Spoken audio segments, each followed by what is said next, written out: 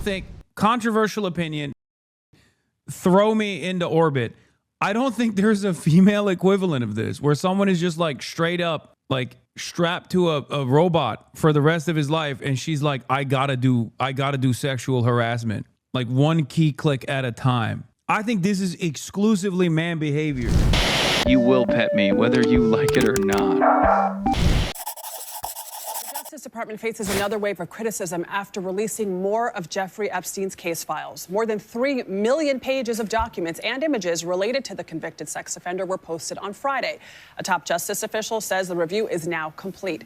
Others say much more material needs to come out. Scott McFarland has been reading through the many documents. Scott, good morning. Adriana, good morning. We're still working our way through the millions of pages that were released more than 40 days after the legal deadline for the Department of Justice to share the file. Oh, yeah, I didn't cover the Trevor Noah. Jokingly asked Hillary Clinton, how did you kill Jeffrey Epstein? Trump was also very mad at Trevor Noah in general. He was very, very mad. Free rewind on YouTube.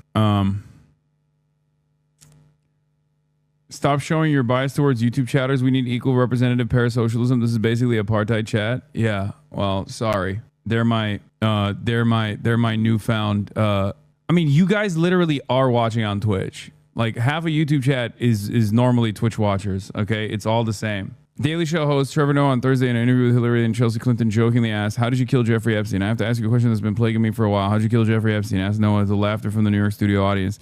Because you're not in power, but you have all the power. I really need to understand how you do what you do because you seem to be behind everything nefarious, and yet you do not use it to become president. VODs are way better on YouTube too. Yeah.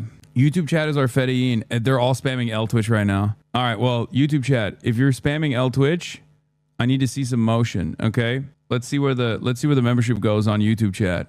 Because if you want me to be permanently on YouTube chat, I need to see some movement, okay? I need to see some movement from you guys on YouTube chat. I need to see some memberships on YouTube chat, and I also, more importantly, need to see some likes and the analytics move up. Because as long as Twitch is still my primary platform, as long as Twitch is still where most of my audience is, you know, I don't know if that movement will happen. It is becoming easier, though, now that I'm actually streaming on YouTube. Give us time to pump up the numbers on my YouTube, Andy. It won't ever catch me on Twitch. Brother, you're a beacon of the light. Love you, Joe Rogan to the left. Also not sure if you said, but Pretty's murder was ruled homicide. Yeah, we're going to get to that in a second. And Twitch, if you want me to stay on Twitch, you got to do a hype train. It's that simple. Piker Broadcasting Service, baby. I'm making the competition. I'm making the fandoms. I'm making the fandoms compete against one another. Yeah. Yeah. YouTube actually counts viewers, not just chatters. What do you mean? Pitting your children against one another is true. Halo's dying. Thank you for the 10 gifted. Oh, it's already. Oh, memberships are rolling in on YouTube. God, 10 gifted. God, pick up the slack, Twitch. YouTube chat is holding the freaking line right now.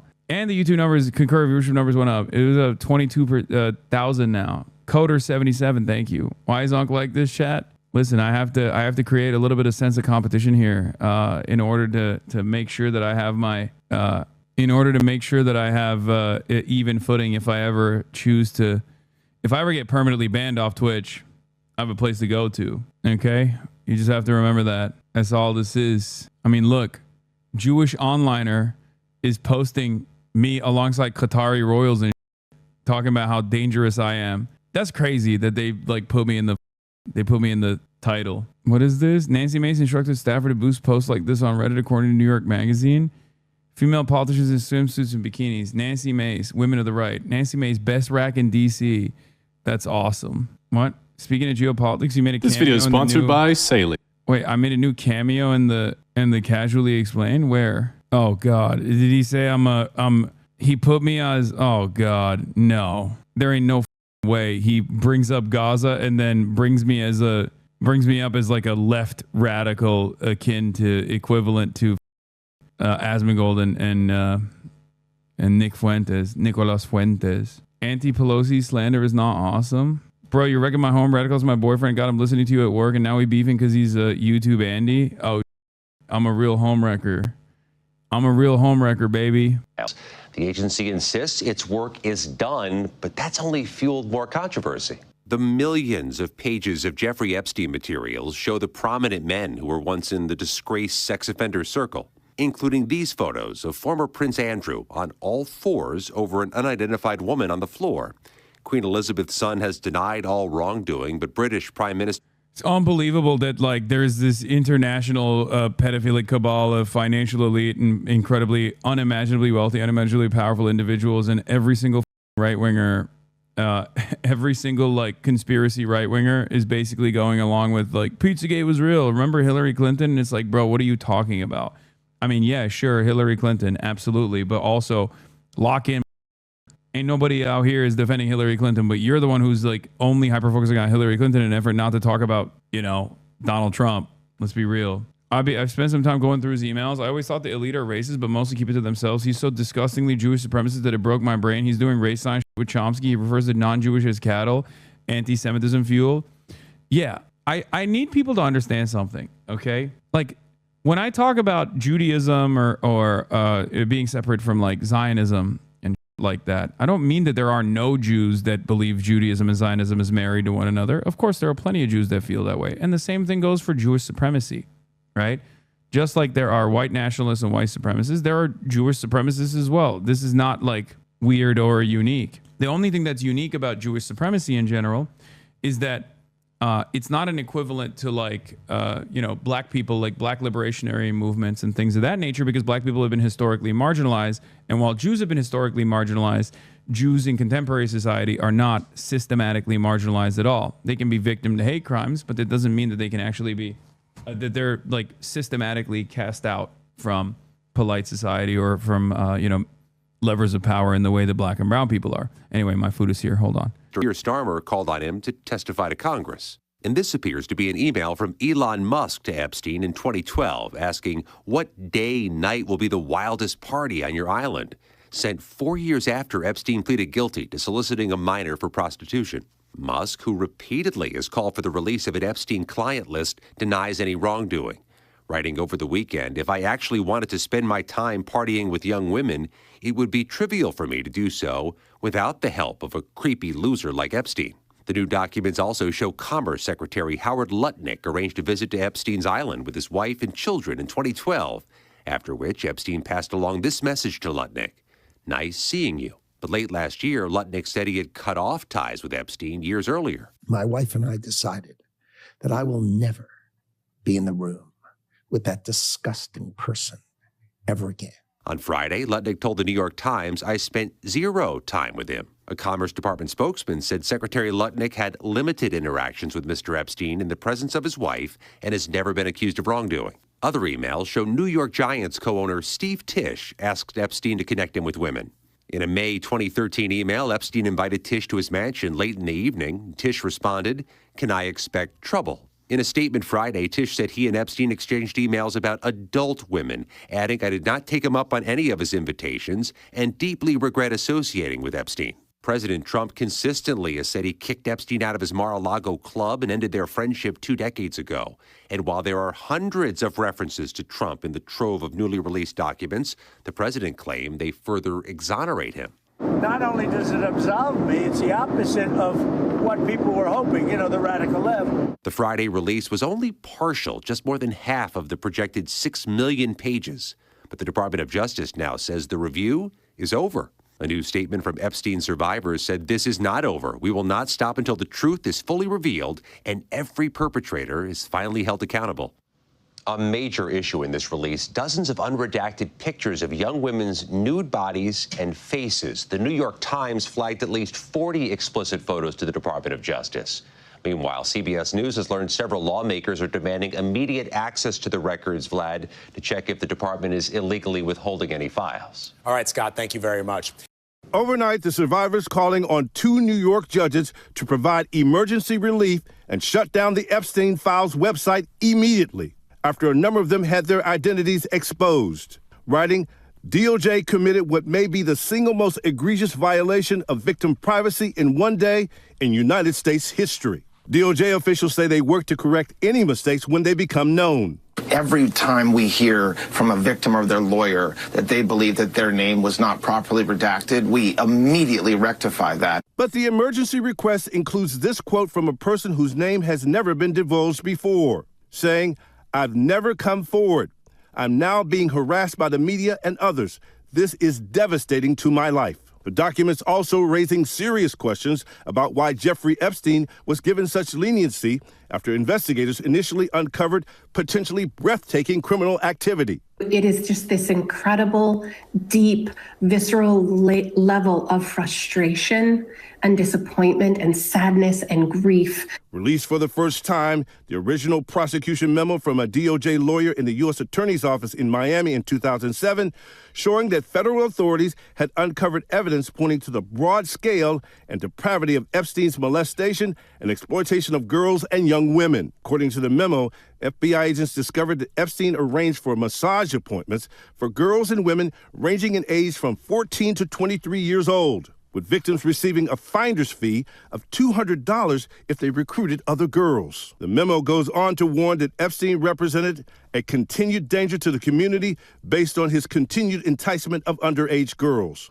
Federal prosecutors initially wanted to charge Epstein with at least 60 felony counts, but in the end, Epstein was offered a deal. I got the chicken harissa, and this is bomb as bro. It's actually insanely good. Like shockingly good. At 1 a.m. in the morning, too. Where he served only 13 months of an 18-month prison sentence on Florida state charges, even allowed to work in his office during weekdays. President Trump's name comes up thousands of times in the Epstein files, mostly in news articles, but also in emails written by Epstein himself. The newly released files also include records of unverified tips to investigators, including some uncorroborated information pertaining to Trump and other high-profile individuals. The two men had a falling out, and the president says he cut off contact with Epstein decades ago. DOJ officials have said the allegations regarding President Trump are false and do not come from credible sources. The new documents are also placing even more scrutiny on men who we've known spent time with Epstein. Among the thousands of new photos released, these never-before-seen images of former Prince Andrew, who was stripped of his royal titles last year over his relationship with Epstein. Now seen here, crouched over a young woman, her face redacted, the date and context of the interaction unclear. Representatives for Andrew have not responded to a request for comment, but now the UK Prime Minister Keir Starmer is calling for Andrew to testify before Congress. Epstein was freed in 2009. And the newly released documents show he continued to communicate with some of the most powerful men in the world. The newly released documents show in 2012, Epstein emailing tech billionaire Elon Musk, allegedly discussing plans for Musk to visit Epstein's private island in the Caribbean. In one email, it appears Musk asked, quote, "What day night will be the wildest party on your island?" Musk says he never went to the island, and this weekend said he has long advocated for the release of files. Epstein had been cozying up to some of the most influential men on the planet since the 1990s. All have denied any wrongdoing and any knowledge of crimes or Epstein targeting children. So much collateral damage to so many, and it's becoming clear that every prominent person who spent time with Epstein is likely regretting it. George? Pierre Thomas, thanks. Oh, you think? The FBI just dropped 3.5 million files, and it is incredible. Huge bombshells about some of the most powerful people on the planet. I can't believe they let some of this stuff out. I mean, it is stunning. Honestly, one of the biggest lies we've seen is the idea that the FBI could possibly come to us and say, not only is there not a client list, there was no credible evidence that Epstein blackmailed prominent individuals. Guys, we're about to see planned blackmail to one of the most powerful people on the planet, and that is Bill Gates. Listen, there's a lot we're gonna get to, but we have to start with probably the craziest revelation here, which is Jeffrey Epstein emailing himself about Bill Gates. Now, if you don't know, Bill Gates and Epstein had a relationship post-2008. That's a big year. You're gonna hear a lot today, because 2008 was the time that Epstein pled guilty for soliciting of somebody under the age of 18. He was a predator at this point. Everybody knew it. Now, eventually, Bill Gates would get divorced when all of this came out. Melinda Gates said it was part of the direct cause for the divorce. She said she met Epstein and said he was evil. He was evil personified. So you have to understand, this is like Bill Gates' kryptonite. He's one of the richest men on the planet. He's got this huge philanthropy arm. But this relationship with Epstein has been a huge problem for him. And Epstein appears to have known that, because in 2013, Bill Gates appears to be distancing himself from Jeffrey Epstein.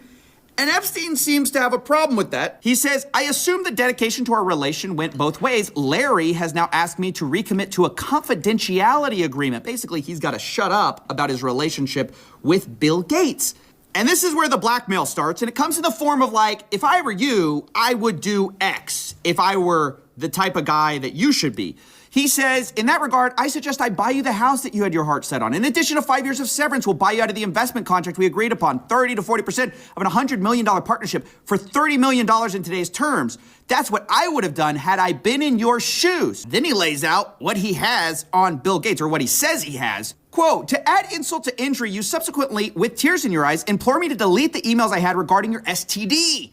Your request that I provide you antibiotics that you could surreptitiously give to Melinda, and the description of your I mean, this is insane. It's completely insane. It's like basically laying out in text form, I would give me millions of dollars, and I can't believe you're asking me to delete the message where you were going to give STD medication to your wife without her knowledge. I mean, it's crazy.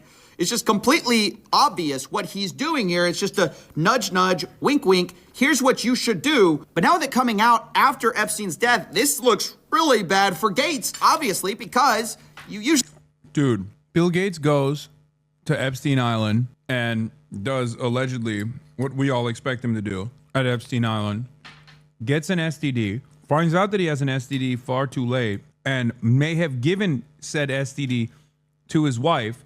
His wife doesn't know, obviously, that, you know, he's cheating on her with sex trafficked possible minors. So he reaches back out to Jeffrey Epstein to be like, hey, do you know what kind of like antibiotics that I can secretly dose my wife with so she doesn't find out that I cheated on her? That's the story here. These people are such freaks, brother. I mean, I've hated Bill Gates since COVID for going to AstraZeneca and making sure that, like, the global south did not get those patents for free. He's been a real piece of shit for a million different reasons. So this just confirms my suspicions all over again. I mean, it's not even a suspicion, because what he did then was objectively evil, because he was worried about what that could do to IP in general. Yeah, big finance guy, Jeffrey Epstein, by the way. God, isn't it crazy how hard every single normalizer fell in their face on this issue? Like, whether it be ContraPoints or Ezra Klein or all these people that are like, no, you guys don't understand. Like, Jeffrey Epstein was just like, he was ferocious. He had a ferocious appetite. Just him, though. All these other billionaires that he was linked up with had nothing to do with the sex trafficking. I promise. It's very interesting because these guys, like, they look at a situation like this, and in their minds, this has to make sense. Like, they can't not live in a world where, like, these billionaires are evil, that the system is designed this way, right? It's crazy to me that, like, the normalizers that say, no, that's all crazy talk, here's what the reality is, have to quickly rush to tell you, like, what you can see and what your suspicions are here are actually totally ridiculous. I promise. Just listen to me. Okay, well, how can I listen to you ever again? You know? Of course, these guys will never be punished for these bad takes because their job is to deliver takes like this. We start this episode where I am on the Epstein story. If you force me to give you my best guess, given what we know, I think this guy had a lot of very powerful friends. I think this guy was a predator and a pedophile on an extraordinary scale. And I think those sides of his life were mostly separate. I don't think there is a list of bold-faced names somewhere. I think I should say, before I start this episode, where I am on the Epstein story. If you force me to give you my best guess, given what... Ain't nobody was forcing you, big dog. Ain't nobody was forcing you at all. I say this, and I like Ezra a lot more than I like some of these other centrist weirdos. But one must examine the tendency to immediately think, no, this is conspiracy, this is crazy. These guys that are directly tied to people that, you know, finance me and stuff, like, they can't be evil. Because if I'm being as charitable as physically possible here to Ezra Klein, which many of you will get mad at me for doing, I think that's the point. He's like, well, listen, I think personally that these guys that fund the Abundist movement, they can't be all that bad. After all, they pay me. And it seems like a big chunk of them are directly affiliated with Jeffrey Epstein, as were many financial elite. So I can't believe personally that these guys are bad. Wait, since when do you like them? I just think that despite the fact that he's wrong all the time in spectacular ways and in ways I talk about all the time, in a weird way, he's like, he's just too polite for me to hate him too much. Because, like, all these other political operatives are so vicious and so monstrous, not just to me, but just in general, that his like kind liberal shtick works on me. I'll admit it, you know, it doesn't work on anybody else, but it works on me. So I'm telling you why. I know why. That's why I maintain charitability. Blackmail somebody for something that's completely false or fake. I mean, maybe he did that. But we also know Bill Gates had affairs. Obviously, Melinda credits it for their divorce. So it's hard to believe there was nothing sketchy going on. Bill Gates, of course, maintains that it was completely above board. He says the fact this allegation was in here just shows how much Epstein was willing to defame people. But Epstein lays it out. He says he helped Bill get drugs in order to deal with the consequences of sex with Russian girls, facilitating his illicit trysts with married women, and to being asked to provide Adderall for bridge tournaments. Look, guys, this is exactly what we suspected the whole time. Epstein was providing services to rich people and expecting payment via blackmail. Now you might say, and it's true, that we don't know that Epstein ultimately sent that version of an email to Gates. All we know is he sent that to himself. He may have planned the blackmail and just been drafting something. But what we do know are two things. The Wall Street Journal has reported that Gates was threatened by Epstein over an affair. We also know that after this blackmail email Jeffrey sent to himself was written, eventually Gates sent a $2 million donation to MIT directed by Jeffrey Epstein, which is a bit weird if you had distanced yourself from the guy and y'all had this big falling out. Now, again, do we know for sure that Bill Gates... It's so funny because, like, what's been shocking to me is how Nick Fuentes has reacted to this, I will admit. Because, like, in a way, he's almost exactly like Alex Jones, right? Like, Alex Jones says, like, there's a pedophilic cabal of libtards that are, like, dominating society and doing crazy sex rituals. Turns out it's real, but Alex Jones can't say anything about it because all of his buddies were doing the sex rituals, right? And the same thing almost goes for Nick Fuentes as well. Like, for Nick Fuentes, this is an opportunity. This is an opportunity to max out on anti-Semitism, right? Like, Jewish guy who like talks about, you know, Goyim is a horrifying international sex criminal pedophile that was clearly working with both the CIA and also Mossad, and was also securing contracts for the state of Israel, right? And what is Nick Fuentes doing? Selling Jeffrey Epstein merch and talking about how the only problem with Jeffrey Epstein is that he's Jewish and not that he was like doing blackmail for Israel or sex trafficking minors necessarily, as though if a Jeffrey Epstein was Christian, then he'd be fine. Nick's Nazi friend reacted by trying to get a dunk on you. Hasan Piker spent his entire career running cover for Israel by blaming classism and fascism just for the Epstein files. I read from Jeff worship is Baal to Bibi Netanyahu. Goyim is Jew not bring hot walls, girls and let's scam the world, usury because Goy are cattle. Yeah, this is what I mean. Like, these guys unironically are like, no, you don't understand. They're organized along the lines of being Jewish and not organized along the lines of like promoting Israel's interests. Like, I don't give a fuck about Jews, big dog. I care about fascism. I care about Israel. This is no different than the way that these guys used to do the Kahanis posting, where they would find like a Kahanis guy in like the in a crowded room or something in like a synagogue talking about how like the Goy are cattle, and then they would post that to be like, this is what all Jews believe. No, they don't. You're talking about a very, very specific person, right? This is, you know, this is not indicative of the entire international Jewish movement. Just like Nick Fuentes is not indicative of the entire Christian movement around the globe, right? Like, how many Christians oppose Nick Fuentes? Now, you might say, well, Hasan, there is a far larger percentage of Jews that don't oppose this kind of ideology, which I think is probably not correct, than there is Christians who oppose Nick Fuentes. I think there's fascists of every background, okay? There's going to be Jewish fascists, there are going to be Christian fascists. I oppose not the Judaism or the Christianity of the fascists. I oppose the fascism. You know what I mean? But yeah.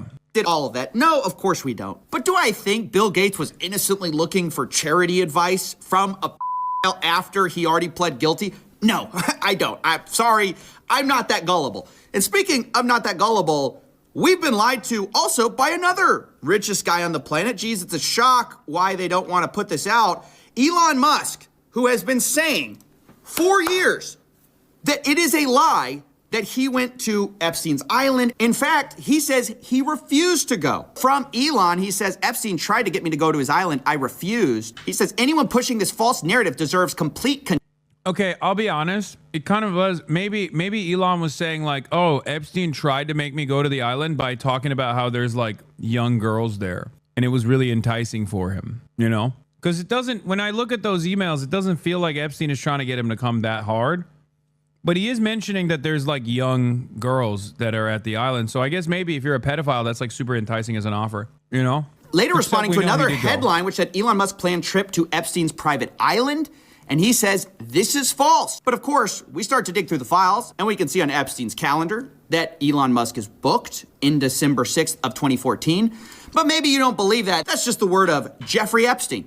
But maybe you'll believe the word of Elon Musk, who was caught emailing Jeffrey Epstein to go to his island post the guilty plea. Elon Musk writes, "Will be in BVI St. Bart's area over the holidays. Good time to visit." Jeffrey Epstein says, "I will send a heli for you." Later, Elon Musk writes to Epstein, probably just to Lula and me, his ex-wife, what day and night would be the wildest party on your island? The world's richest man is asking the most pedophile man for the wildest party on his island.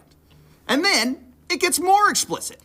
In 2012, remember, this is the guy who said, I refused it. I could never do that, right? It's false. But here in 2012, he says, do you have any parties planned? Pedocon is a theory like gravity is a theory, boys. You already know. I mean, let's be real. I mean, these guys are all bipartisan, okay? They're all bipartisan. There's no Democrat, there's no Republican. They just run the country. They run the planet. They don't give a f. Also, another judge me by my enemies moment, by the way. As you guys know, Elon Musk is an op. And as I've said over and over again, spend any amount of time being an op of mine, and you are inevitably going to find yourself outed for sex crimes. I don't know why that's the case. I don't know why it works that way. But that is something I can stand on. It is a consistency that I have seen. It is a consistency that I have lived through. Many of you have as well. And I don't know why that's the case. But I guess I bring some vibes to the table that like a lot of pedophiles hate. You know, I bring vibes to the party that really piss off a lot of fucking pedos. I've been working to the edge of my sanity this year. I really want to hit the party scene in St. Bart's or elsewhere and let loose. The invitation is much appreciated, but a peaceful island experience is the opposite of what I'm looking for. Guys, he can't even play the I went to go study math excuse, which is what all these guys do. They say, hey, I just went to go talk to scientists. Elon's like, hey, I don't want to do that. I'm looking for a party. That's what I'm here to do. And then Jeffrey Epstein writes, understood, I will see you on St. Barth. The ratio on my island might make your ex-wife uncomfortable. I can't believe these guys are lying to us and people are swallowing it still, thinking that Elon Musk had nothing to do with this guy. So again, that's 2012. That's 2014. But guess what? There's another time in 2013. I mean, this seems like a yearly thing with the boys. Here, once again, Elon Musk writes, we'll be in the BVI St. Bart's area over the holidays. Again, is there a good time to visit? Jeffrey Epstein, any day, 1st to the 8th, play it by ear if you want, always space for you. They then plan some more, and you might think, well, if Elon ever told the truth, this is when he has to reject, right? Because he said, I refused. But actually, it appears to be one of those cases where, like, your friend says, like, oh, bro, I dumped her. And actually, it was the other way. Yeah, it turns out Elon didn't dump the p***. The p*** dumped Elon. He says, bad news. Unfortunately, my schedule will keep me in New York. Hopefully, we can schedule another time in the future. Jeffrey Epstein let Elon down. That's actually the real story. Is the reason he didn't go in 2013 was because he couldn't go. Jeffrey Epstein was not there. Guys, I mean, how blatant do they have to make it before we start to just see through it, right? When they issue these ridiculous denials, they're totally associated with the guy after the guilty plea. They lie through their teeth, but they can't even keep their story straight. I mean, that's what's crazy. They're not even competent at this. They get caught in their own lies all the time. Remember, the FBI's official story was they didn't blackmail. Well, before we even had these files.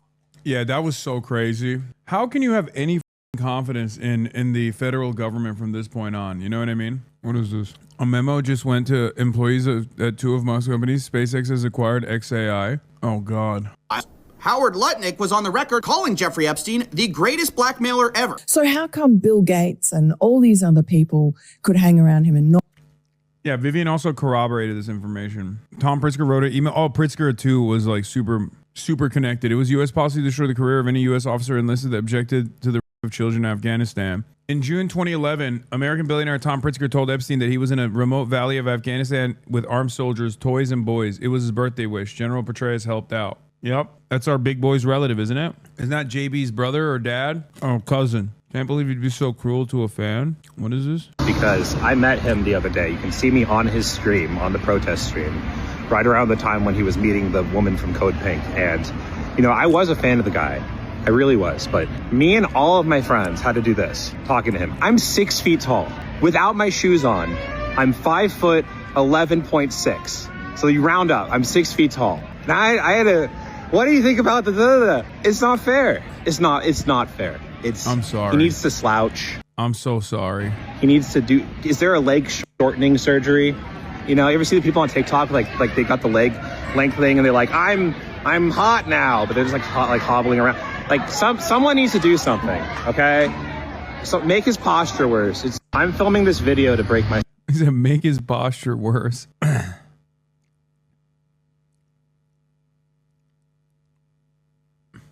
Shorten your legs for the cause. No matter what we find out, nothing will come of this. What's the point? First of all, if you are not using this as an opportunity to show your friends and family members the truth about these out-of-touch billionaires and millionaires, you are delusional. Because guess what? There are opportunists out there that are using this as an opportunity to propagandize against like Jews in general, right? Shifting the attention away from the financial elite and the metric ton of evil crimes that they engage in and the blackmail network that holds everything together. They're just going, oh, they're doing this because they're Jews. So there's people organizing right now to radicalize people in the wrong direction. That's number one. Number two, yes, even if justice is not served in this process, and I don't believe there will be justice served, let's be real, because there's a reason why these guys talk so openly about their sexual deviancies and their illicit activities, their heinous crimes against humanity. And that's because they're billionaires. And they know that they are untouchable. And unfortunately, for the time being, they are. But if you want to design a future where they are no longer untouchable, you got to work extra hard. This is how you get people on board, okay? You tell them, don't you feel like it's kind of crazy that all of these like rabid anti-communists are all pedophilic sex traffickers and financial criminals that are constantly talking with one another about like ordering new children and other sex trafficked women, adults as well, to rape and abuse, while in the process of also like selling, I don't know, Israeli surveillance technology to other countries. And don't you feel like that's a little strange? All these people who like hate communists, they all just like get off on, I don't know, complete dominance and also pedophilia. I mean, seriously, if there's one group that's like virtually untouched, unscathed in this, it's like Marxist-Leninists for the most part, okay? Sure, he met with Fidel Castro one time, that's it. I mean, let's be real. That's straight up. Because people will be like, there's no Muslims on the Epstein files. Of course there's a ton of Muslims on the Epstein files. What are you talking about? The UAE is all up and down. UAE is Epstein's major partner beyond Israel. MBS is on there too. I think even the Qataris to a certain degree are involved. There's hella Muslims on the Epstein files, big dog. Everybody's on it. Because Epstein is a representation of American hegemony. Okay?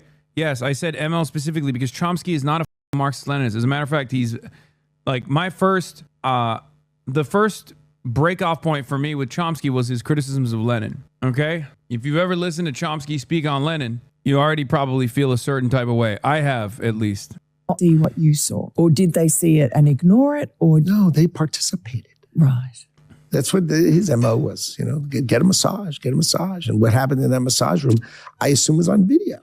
This guy was the greatest blackmailer ever. Interesting. Okay, so Howard has a different perspective. Now, if you don't know, that guy, do you think he's... Bro, he's so slimy. Oh my God. Howard Buttlick is so... What a slime bag. Remember 9/11, okay? This guy literally farmed his own company to get a fat 9/11 payout, okay? He successfully sued the airliners and was able to get a ginormous payout. And then he did not distribute the funds evenly to the victims and instead took over by majority share, took over the trial awards and pocketed it. Is the stream crashing? Is bro glitching? Wait, what's happening? Am I still glitching? What about on YouTube? Am I glitching on YouTube, chat? Just the screen audio is fine. Is the video still effing? There have been new recordings of Epstein talking to Ehud Yarrak.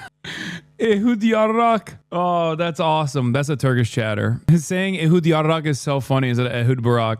Yarrak means penis in Turkish, but like a very vulgar way to say cock. And it also happens to sound like Barack. There have been new recordings of Epstein talking to Ehud Yarrak. Epstein is giving him details about high value, high influential people in America. It sounds like Yarrak is trying to make sense of it and even trying to write down their names. Yeah, I know. We're going to cover that in a little bit. Yeah, there's also this, I give you permission to kill him. But I don't understand. Why are they protecting the person? Like, there ain't no way that Jeffrey Epstein and this other person are having a conversation about like killing someone, and then they hid the name. Somebody uncensored this. Who is it? Is it Benjamin Netanyahu? Is Susan Hamblin? I saw a tweet saying is Susan. Yeah, these guys are so horny to do redactions. They f***ed up on the redaction on this one. The response back that Epstein got from the center originally was redacted name Olga exposed. Finkelstein the goated. Epstein and Dershowitz reached out to Finkelstein, but he called them pedos and threatened to strangle them. Wait, no, there's no way this is real. Sworn testimony of Jane Doe 3. What is this? Epstein is a person of integrity who should be given credit for serving. My guess is if Epstein put your daughter at age 15 in such a position, you wouldn't publicly describe him as a friend and a person of integrity. In fact, I would hope that you'd promptly throttle both Epstein and Dershowitz. Sworn testimony of Jane Doe 3. Wait, how do we know this is at Finkelstein? Harvard law professor Alan Dershowitz was around Epstein frequently. Dershowitz was so comfortable with the sex that was going on that he would even come out and chat with Epstein while I was giving oral to Epstein. Even as a person as you is impossibly ignorant on their place in the world, and y'all don't take responsibility and revolt to your nation's actions as Yankees while being one of the most armed populace of all time. All y'all. Oh my God, brother, I know. Okay, we are sedated. We're working on it, man. We're working on it. What do you want me to do? You're coming to the one group that is like aware of all of the horrifying actions that the American government is contributing to and yelling at them. We know, man. What do you want me to do? What do you want me to say? We know. We're trying. We're cucked. Saw some people claim Fidel Castro had a relationship with Jeffrey Epstein that blame away from the financial elites on the communist leader. That claim collapses under the latest leaked emails, which indicate Castro showing him to be an enemy of sex traffickers. Yeah. Obama White House counsel was helping Epstein on how to answer questions. You in the files? Brother, I'm 34 years old. If I was in the Epstein files, I'd be a victim. You know that, right? Like, if I was in the Epstein files, I would be in the files as a victim. I think you are. Okay, man. The one in the Prince Andrew photo? What? Are you rage baiting about, like, pedophilic? Is that the joke that you're engaging in right now? Like, haha, you were as a child by Prince Andrew? That's your joke? Kind of weird, man. All right, let's continue with this. The truth there, even this guy who's contradicting the official narrative, this guy literally lived next to Jeffrey Epstein. This guy who's like, I'm going to tell the truth. Those guys participated.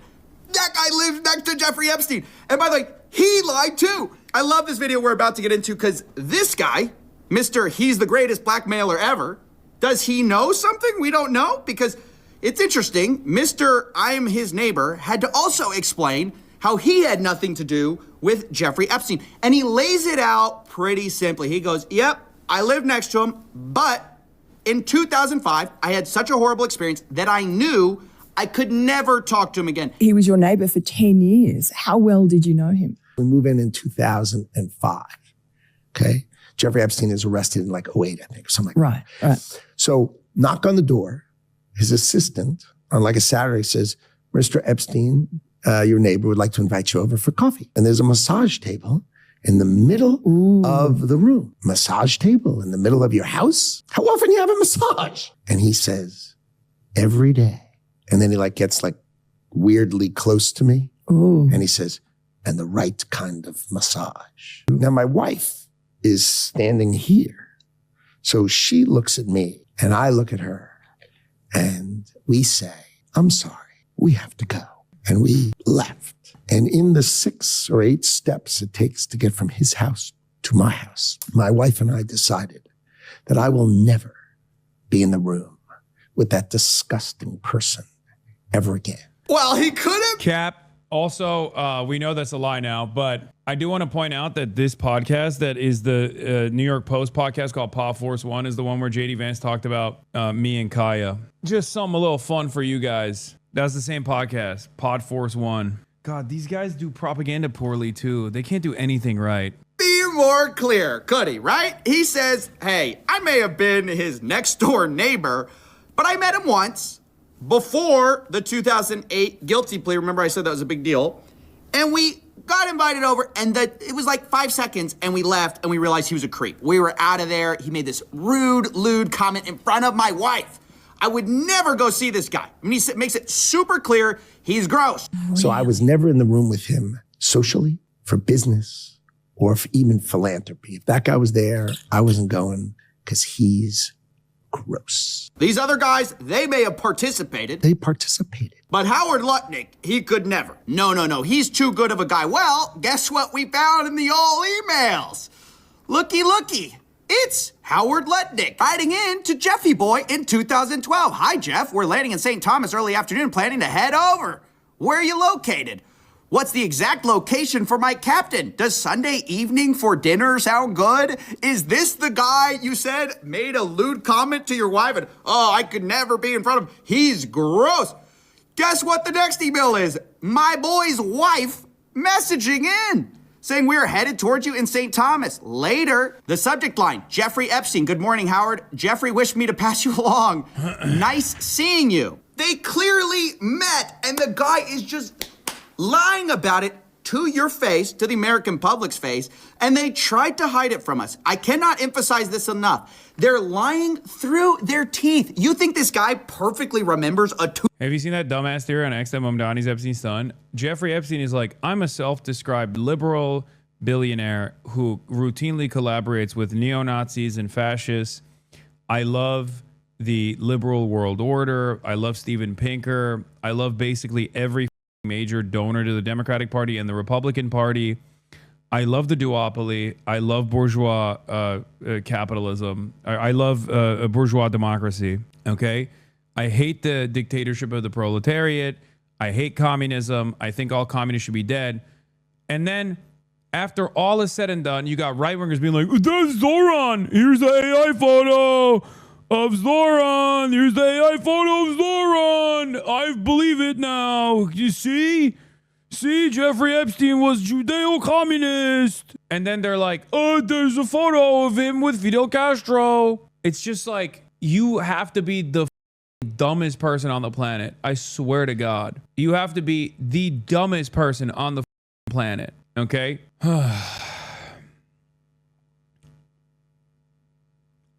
It's like Yanis Varoufakis told me that his name was mentioned as well in the Epstein files. They were reading and sharing a lot of materials that they were reading with one another.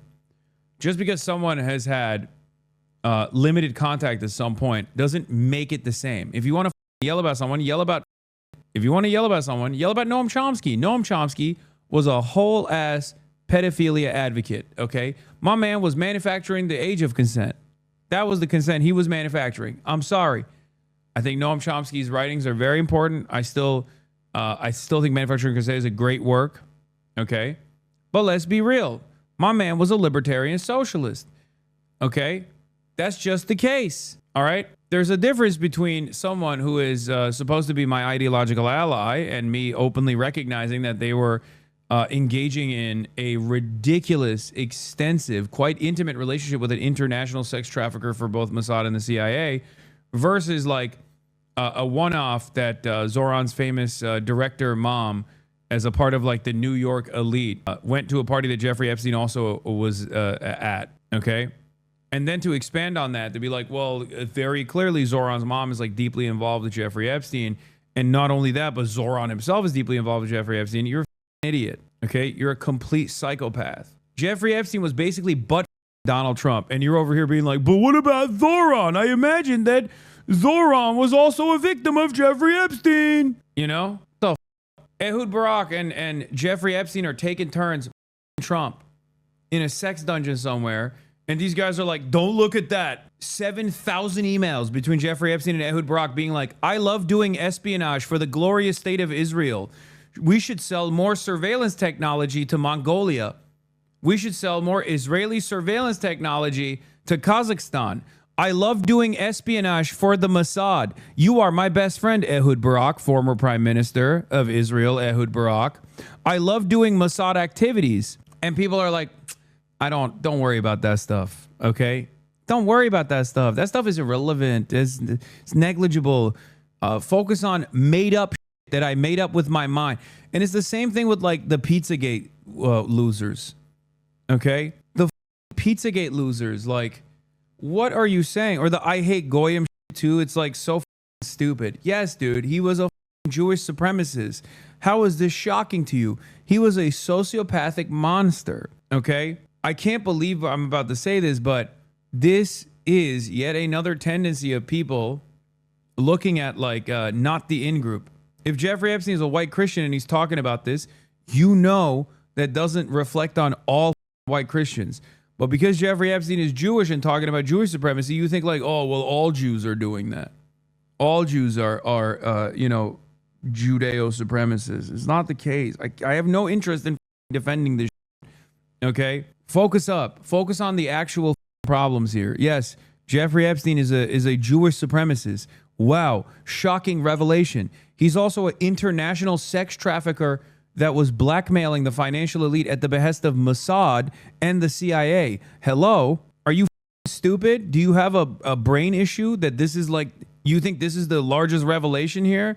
I can't believe the guy that literally wanted to put his penis in a like a glass canister to preserve it in perpetuity was also a guy who had crazy eugenicist opinions about Jews. Wow, I am shocked, I tell you. What a shocking guy.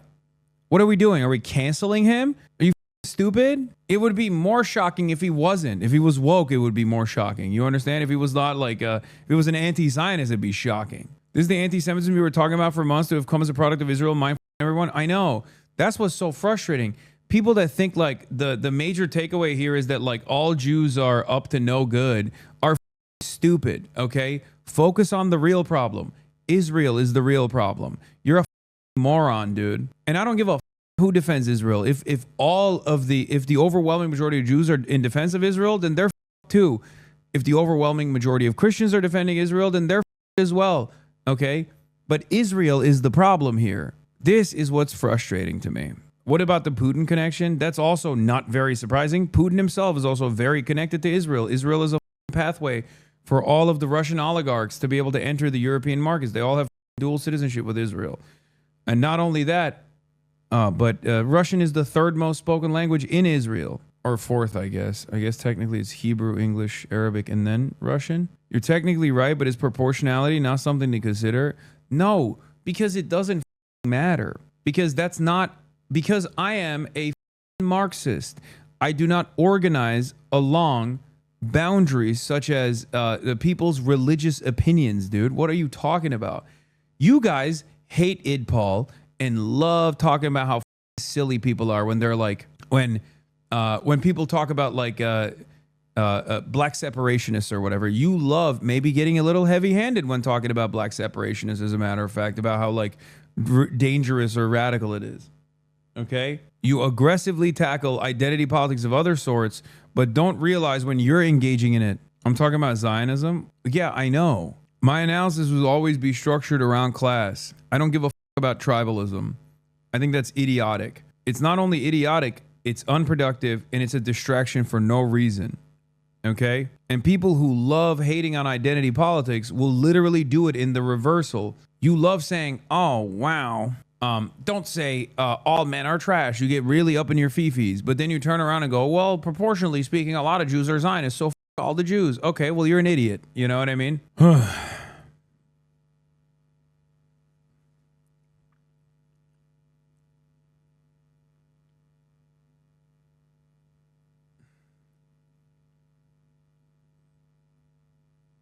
Anyway, I don't give a what someone's background is, okay? I don't give a what someone's ethnicity is. I don't give a what someone's religion is. I care about their perspective. I care about their advocacy. I care about what they're defending. Israel is indefensible. It doesn't matter to me if it's a Jewish person defending Israel, if it's a Christian person defending Israel. My point is going into the feelings rabbit hole when doing agitprop to normal people in our lives. I've tried and they just like zone out. What do you mean feelings? I don't give a about I don't combat anti-Semitism because I care about Jewish feelings. I combat anti-Semitism because it's a bigotry, because it's unproductive, and because it's a deflection away from the main point of contention. Okay? When have I ever given a shit about the feelings of the in-group that I'm defending? I mean, black people have called me white supremacist over and over again when I was on Nicki Minaj back in the day, a point that I was vindicated over a million times over. Did that stop? Did that change my perspective? No, it didn't. You do care a lot, to be honest. Yeah, I care so much that I became a white supremacist, right? Would you date a Christian? I have. I've dated Jewish women. I've dated Muslim women. I've dated Christian women. I've dated women of all different backgrounds and religions. I don't give a shit. Nice Bathroom says, still waiting for a happy Black History Month for all 13 black chatters and 4 black YouTube chatters. First of all, this is propaganda, okay? As evidenced by the fact that I've been around the block, and every time I go out, we meet a ton of black fans, black Hasanabi heads, and they all say, oh, I'm the only black Hasanabi head. It's like, no, you're not the only black Hasanabi head. There's hella black Hasanabi heads. Yeah, Eddie Liger is correct, Mr. ACP. He's right on this. The Fidel Castro thing is like completely ridiculous. He did not have an extensive relationship, as far as we know, with Jeffrey Epstein. And what we do know is that Jeffrey Epstein actually saw Fidel Castro as a hurdle against his goals in Cuba. Fidel Castro died. Now a lot of possibilities. Fidel Castro died. Now a lot of possibilities for me, Epstein wrote in a 2016 email the same month Castro passed. Also, he was a rabid anti-communist. He celebrated the fall of the USSR. And of course he celebrated the fall of the USSR because there was a lot of sex trafficking of young girls and young boys in the aftermath of the fall of the dissolution of the USSR. And I suspect that these guys also took advantage of that as well. So anyway, before the Cuban Revolution, Havana was full of brothels that were frequented by Western financiers. What does not exist in the leaks is evidence of correspondence or relation between Castro and Epstein. If it did exist, you can bet the Trump admin would have released it immediately for political purposes. The ruling capitalist elite always want to pin its crimes on communists, but in reality, socialism has historically been the strongest barrier to elite trafficking networks. Just Barack Obama's White House counsel giving Jeffrey Epstein advice on how to answer questions about Donald Trump having sex with a girl at his house, allegedly. I knew Epstein professionally and has always had positive dealings with him. I don't know about his personal legal issues. Other than that, I have read in the public reports and therefore don't have any comment. Trump is likely to be based questions soon about me. In an ideal world, what do you think he would and could say? Supposedly, a girl said that Donald had sex with her at my house when she was underage. She said she had a witness in 1993. Pottinger story, 2 weeks ago. McGiver said that Pottinger wanted to meet him. I emailed back, do not meet. You are not involved. Yesterday, what is this? MacGyver? Oh, God, this guy was so stupid, dude. I mean, he could not spell for.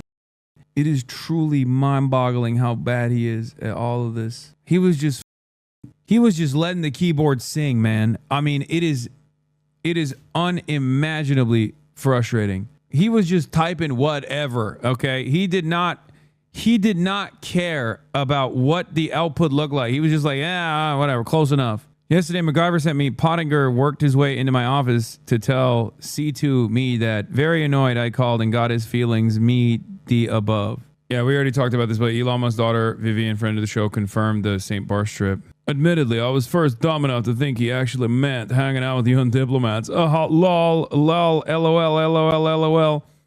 However, after he clarified that he meant to party with young women under age of 25, I still chose to work on rockets and cars. Oh, I'm such a nerd. Rock solid. I honestly believe that Elon was too autistic to understand the signals he was being given and genuinely thought it was a fun party with tennis and snorkeling. Yeah. I just wanted to totally go to a party. Oh, yeah. Comedy is legal, dude. Average Epstein email chain. This is what 90% of Jeffrey Epstein email chains look like. Mentally, we are ageless. Maybe the pipes are from hell. Do you think God is cool with smoking? I'm not sure. Can you send me a selfie? Maybe Epstein had dyslexia. He did. It's still frustrating to me. I apologize for all the dyslexics. 2005, like walking in the guy's house, I remember exactly what I said to him. My wife and I looked at each other, and he wouldn't remember the 2012. I boated over to his private island for a dinner. Is that what we're really thinking? Is that what we're expected to believe? This is a momentary lapse in his judgment. No, these guys don't even care about being consistent. And they're all throwing each other under the bus. Don't you remember Elon Musk saying, the time to drop the really big bomb, Donald Trump is in the Epstein files. That's the real reason they haven't been made public.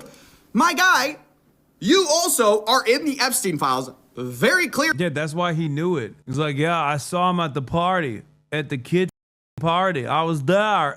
Totally. Make America great. Dark MAGA. Doing stuff you lied about, okay? So is Howard Lutnick, who says, yeah, Bill Gates, he's probably getting blackmailed because he participated. What did you do on the island over in 2012, Howard? Do we know that? I mean, does anyone care? Now, the last thing I want to talk about is some of the most explosive stuff. It's also, again, I have to say, unverified, okay? This is the NTOC, the FBI's National Threat Operations Center. And the challenge with confirming some of this is that these are anonymous tips, or they black them out at least, so we don't know who they are, and anyone can drop a tip. Now, that doesn't mean that you should disregard them. It just means we can't verify them. The other challenge is that the FBI has a heavy incentive to discredit anything with Donald Trump in it, just because he's in the White House right now, obviously. And so I want to be clear, there are notes related to some of these submissions where they say things like complainant was spoken to and deemed not credible. Additional research showed 3 separate redacted. You know, it's hard to tell how much this is the proper due diligence of the FBI, which they should be doing, of course, and not all complaints are credible. But what if Q from QAnon was originally Epstein? I mean, that's more believable than anything else. Oh yeah, now they're cooking with gas. What is this update on Peter Attia situation? We're hearing here there's a battle royale between Paramount Corporate and CBS News' Barry Weiss. She does not want to cut ties with Attia and sees it as a given, giving in to the mob. Paramount sees it an HR matter and that Attia can't give expert advice. CBS News is expected to cut ties with Peter Attia over Epstein links just days after Barry Weiss announced them. Oh my God, that's the other thing. Because Jeffrey Epstein is so heavily connected to the pro-Israel crowd that, you know, Barry Weiss, being an agent of Israel herself, acting in the capacity of as an agent of Israel, has understandably hired so many Jeffrey Epstein affiliates. Yeah, you blew it again, Barry. God, you can't get anything right. Bovine Barry. Oh, there's this obvious conflict of interest with the fact that the sitting president is in some of these complaints. But here they are for what it's worth. Complaint summary. Blank reported an unidentified female friend who was forced to perform on... Oh, DOJ has killed that link since then, by the way. Now, the reason why they killed that link, or I will admit, some of the stuff in there, because this is a comprehensive investigation, is going to be like crazy ramblings, right? And some of the complaints are from non-credible witnesses, or not witnesses, but like non-credible actors. And you have to parse through what's credible, what's a credible allegation, and what's a non-credible allegation. Okay? No, believe the victims. Okay, chatter.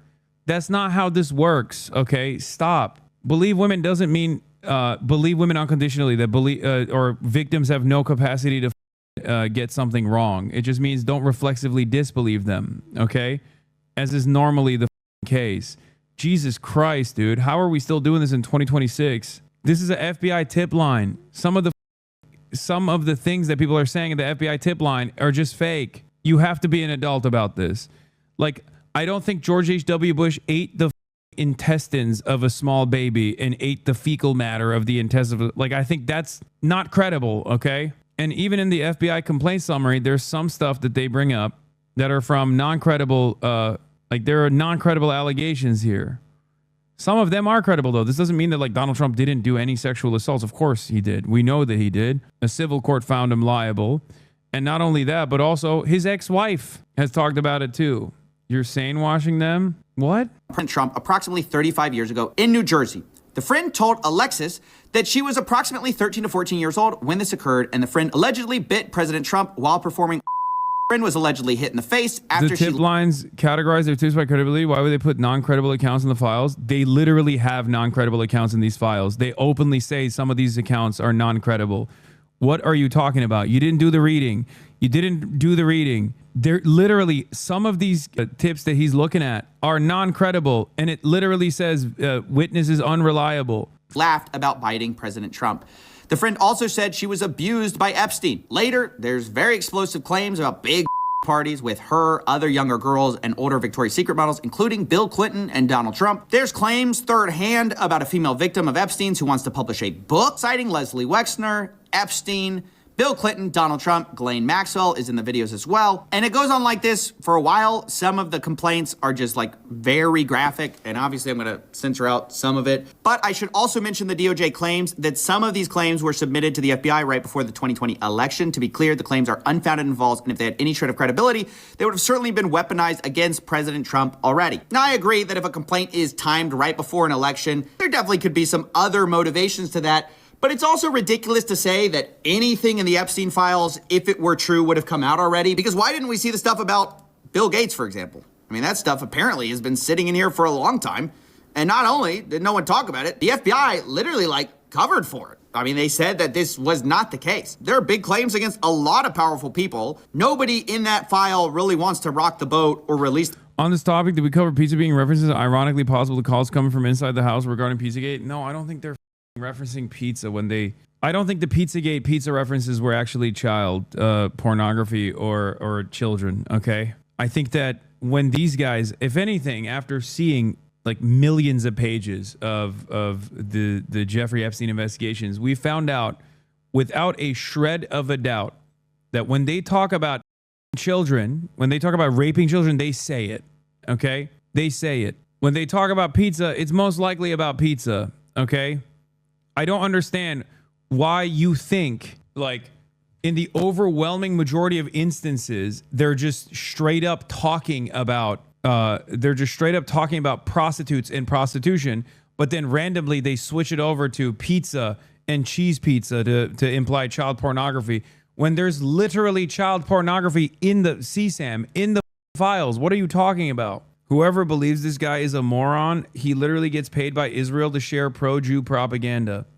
How does it make you feel that your favorite neo-Nazi that you think is like the most honest defender of the truth is refusing to tie this back to Israel, but instead consistently talks about Jews? Meanwhile, the Israeli state is up my asshole every single day in ways that they never hit Nick Fuentes on. Let's be real. Nick Fuentes talks about being debanked, but the only reason why he had his finances under scrutiny was because he participated in January 6th and he got a fat check from a cryptocurrency guy right before January 6th. He didn't get debanked because of Jews or debanked because of Israel. I love that you guys think that the guy who's selling Jeffrey Epstein hoodies are actually a serious commentator here, you know, and not actually trying to undermine the severity of Jeffrey Epstein's crimes. Anyone that looks at the Jeffrey Epstein situation and goes, well, this is how Jews are, is actually a moron, okay? You're an idiot. You're an unproductive, undisciplined moron who doesn't understand that the real problem here is not Jews, it's Israel, okay? Jesus Christ, the Goypers are pregnant? Yeah, of course they are. On the other hand, they're like, no, you don't understand. Nick Fuentes is selling Jeffrey Epstein hoodies as a filter, bro. It just shows how high IQ we are. Because then they get in trouble and their buddies get in trouble, and that's a huge problem. Perhaps a big part of the reason why they're mad is because the guy who made 4chan poll right after meeting Jeffrey Epstein, Moot or whatever his name is, and that the entire anti-Semitic reactionary right movement, this counterculture, supposedly counterculture movement of defending white people, was perhaps also another Mossad conspiracy, and that really hurts their feelings when they hear that. When they hear that this is also that they were being duped into like unproductive mechanisms of thought, methods of thought by potentially a Mossad agent that really frustrates them, that they've been psyoped. How do they factor in Steve Bannon, Jeffrey Epstein's butt buddy? Yeah, Nick Fuentes for the past few weeks. Jeffrey Epstein wasn't a pedophile. He was an ephebophile. That's why I'm selling his merchandise. Ephebophilia is based. Nick Fuentes unironically looked at the Jeffrey Epstein situation only a month ago and decided the real crime of Jeffrey Epstein was not that he was an international sex trafficker of minors. That stuff was based. It was that he was Jewish while doing it. And there are still people who sincerely think that this guy has any serious care or consideration for covering these issues. Okay, he just straight up said it. He literally was like, well, you know, he was really cool. Like, you'd be a part of that too if you had the opportunity. Also, I'm selling Jeffrey Epstein merchandise. Jeffrey Epstein is cool as f. That's what he said, okay? Meanwhile, a lot of these liberal outlets are trying to present Jeffrey Epstein as a Russian agent, or they're trying to say, well, he talked about Putin quite a bit. Yeah, but you know who else he talked to directly? Ehud Barak. liberals and Republicans both are moving away from the Israel connections for some reason. And even the supposedly anti-Israel right, the anti-Semitic anti-Israel right, is also doing the same in their own way. I wonder why. Because there's only one truth here, and anyone that tries to move you away, anyone that tries to deflect your attention away from that one singular truth is lying to you. That's it. They have an agenda. You can think in your mind that I'm trying to preserve the safety and security of Jews. That's why I'm an op, because I'm not a real anti-Israel agent or whatever. If you want to believe that, you can believe that if you want. But there's a real reason why Israel's agents are way more aggressive when the way that they come after me than they do with Nick Fuentes. That's because I think Nick Fuentes is basically a Fed. Jeffrey Epstein traveled to Paris with the Academy Award-winning Jewish-American filmmaker Woody Allen for a pedophile convention in March 2012. Yeah, here, let's take a look at Nick Fuentes' take on Jeffrey Epstein.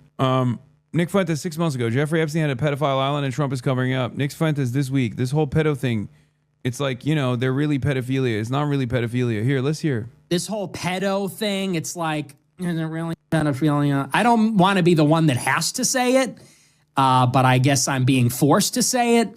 It's not really pedophilia. Who's forcing you to say it, Nick? Okay. They weren't trafficking 5-year-olds. It was like they were technically not legal. Big difference. Also, you don't know that either, but... In my opinion, I know that's a controversial take, but that's not really the issue there, okay?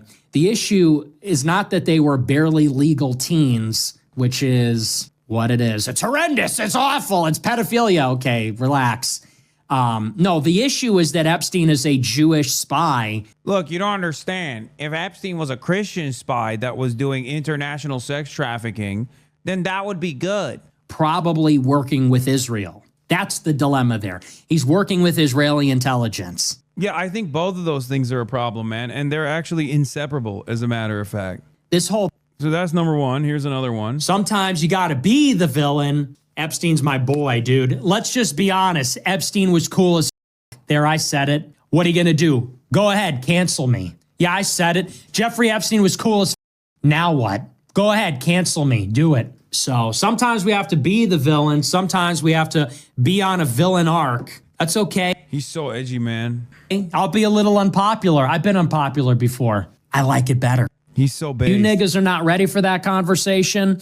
But Jeff Epstein, not a pedophile. But you're not ready for that conversation. All of his victims, 14 to 17. That's not pedophilia. But y'all niggas ain't ready for that conversation. People say that's normalizing pedophilia. No, that's defining pedophilia. Dude, he's so based. I can't. It's unfathomably based, dude. It's unfathomably based, dude. It's so based. All these dumbass groypers who are, just as pedophilic as Jeffrey Epstein, who are just like, no, you don't understand. The problem is he was doing pedophilia while being Jewish. If he was doing pedophilia while being Christian, he'd be fine. This is why there is this convergence between like Sex Pestany and Nick Fuentes. They've both defended this exact same thing over and over again. Maybe not on Jeffrey Epstein. I don't know if Destiny has taken it that far, but they still have that same contrarian dog in them. He had a I'm not on moment because of your call out. Yeah, no, he's been crying because I called him. Dude, I'll be honest. Like the greatest counter to the Nick Fuentes Groyper movement is just to be like, brother, you are literally a manlet and you are a gay Mexican who is a white supremacist. This does not make any sense. Your own movement will inevitably kill you. Okay? There's no problem with being gay. There's no problem with being Mexican. There's no problem with being a short king if you're going to be a short king. Combine all of that with a neo-Nazi all of a sudden, though, that contradiction itself is ridiculous. It's self-defeating. And all of his fans have been getting so mad on the timeline, crying. They're like, what? You can't say this. You can't say this. Why are you not being woke? You're supposed to be woke. Shut up. You're a loser, too. Far left communists called me a racially unpure, degenerate Jew lover. I was like, I was at Charlottesville. How could you say that? But then I found myself agreeing with him. I was like, I do think he's a Israel normalizer too. I don't think he's invested in any way, shape, or form with destroying Israel. I don't think he cares about that at all. I think he just hates Jews. They're short seating. I saw one guy comparing manlet to the F slur. That's so funny. Groypers are groiplets. They're so funny. You know what? You're right. You're right. We do need a racially pure Aryan. We do need a completely non-degenerate Aryan warlord who is sufficiently anti-Israel. Okay, then, you know, I guess you know what you need to do then. Get into the bunker, little man, because that ain't you. Get into the bunker, little man. That ain't going to be you. You can't change. I thought that's what it was, right? I thought this is ethnicity. This is bloodlines. This is racial purity. You don't have it. I guess you might, I don't know, try to find an alternative vision, little guy. Right, Hasan. True. He doesn't have a counter for it. That's why he's coping. And for the last like week or so, he's been crying, going, I'm not owned. I'm not owned. I'm not owned, over and over again. And that's precisely the reason why all of his little groiplets have been going and doing the same exact thing. I mean, look at this. This is another one of his fans. Used 4chan, invented poll, jerked off to hentai, gamer, banned on Xbox for saying the N-word, had drip, girlfriend had a submarine, groiper. Jeffrey Epstein is a groiper. He's just like me. He's just like me. This is like the Zoomer version of the Alex Jones pivot, right? Guy who spends his entire life talking about financial elite, engaging in a pedophilic cabal, doing sex crimes. All of a sudden, his besties are all over those files. And he's like, actually, let's focus on something else, please. It's like, brother, everything that you envisioned that Barack Obama was going to do, Donald Trump is doing. Your analysis directly is prophetic about the Trump second term. And now you can't even say shit about it. And the same thing goes for these guys. Oh, Jewish cabal of pedophiles, like dominating society. All of a sudden, Jeffrey Epstein, at the behest of Israel, all of a sudden it happens and they're like, well, the problem here is that they're Jewish. Otherwise, they're very cool. I want to be the Christian Jeffrey Epstein. Like, that's what they're saying, right? They're running around being like, Jeffrey Epstein has swag, actually. He had, bro. He was sick. No, I don't think he was, actually. Groiper and Ethan, same talking points. It was not surprising to me at all. Ethan Klein is now defending known neo-Nazi Nick Fuentes. Yeah, what's wrong with being a gay Mexican manlet? And it's really funny because he also, I'm willing to bet, has made fun of Nick Fuentes being a gay Mexican manlet. At least one of those things. He's probably made fun of Nick. I know he's made fun of Nick Fuentes for being gay. So it's just odd that when the opportunity arises and he has to like defend, he has to attack me, he chooses to align with the neo-Nazi. Ethan Klein shared self-admitted Nazi Nick Fuentes post claiming Hassan's ban was Jewish censorship and agreed with them. Yeah, Israel's censorship regime. DHS's list of American domestic terrorists that they surveil on the basis of their anti-Israel and anti-ICE activism. If you cover it, you'll get banned over frivolous rules the ADL will establish ahead of time. Surely this will make people love Israel. It's Jewish censorship, not just Israel, but you'll never go there. He knows, Nick, and he's grateful you said it so he doesn't have to. It's really a beautiful symbiotic relationship you two have. Inspiring. Ethan Klein is like, yes, prominent neo-Nazi anti-Semite Nicholas Fuentes. It is Jewish censorship, as a matter of fact. Perfect example of how libs and conservatives love what Hasan says, but hate when he says it. Zero object permanence. Woke 2.0 goes kind of hard, not gonna lie. In Woke 2.0, we're not falling for the soy nonsense. Get bent, dork. Nobody's gonna get back calling Nick Fuentes a short gay Mexican. So being gay is bad? Being Mexican is bad? Being short? This is your communist king? Genuinely, what's going on with Woke? I didn't even know that there was this much of a clear-cut, immediate... God, I wish I knew this beforehand. What did you do to Ethan to cause to hate you so much that he side with a neo-Nazi on a horrible take? What do you mean, dude? He's Mr. Petty Grievances. Yeah, speaking of which, the menswear guy, Twitter menswear guy defended my honor. Respect. Some of the libs are waking up, I guess. Yeah, this was, I mean, pretty clear cut, but... So being gay is bad? Being Mexican, being short, that's bad?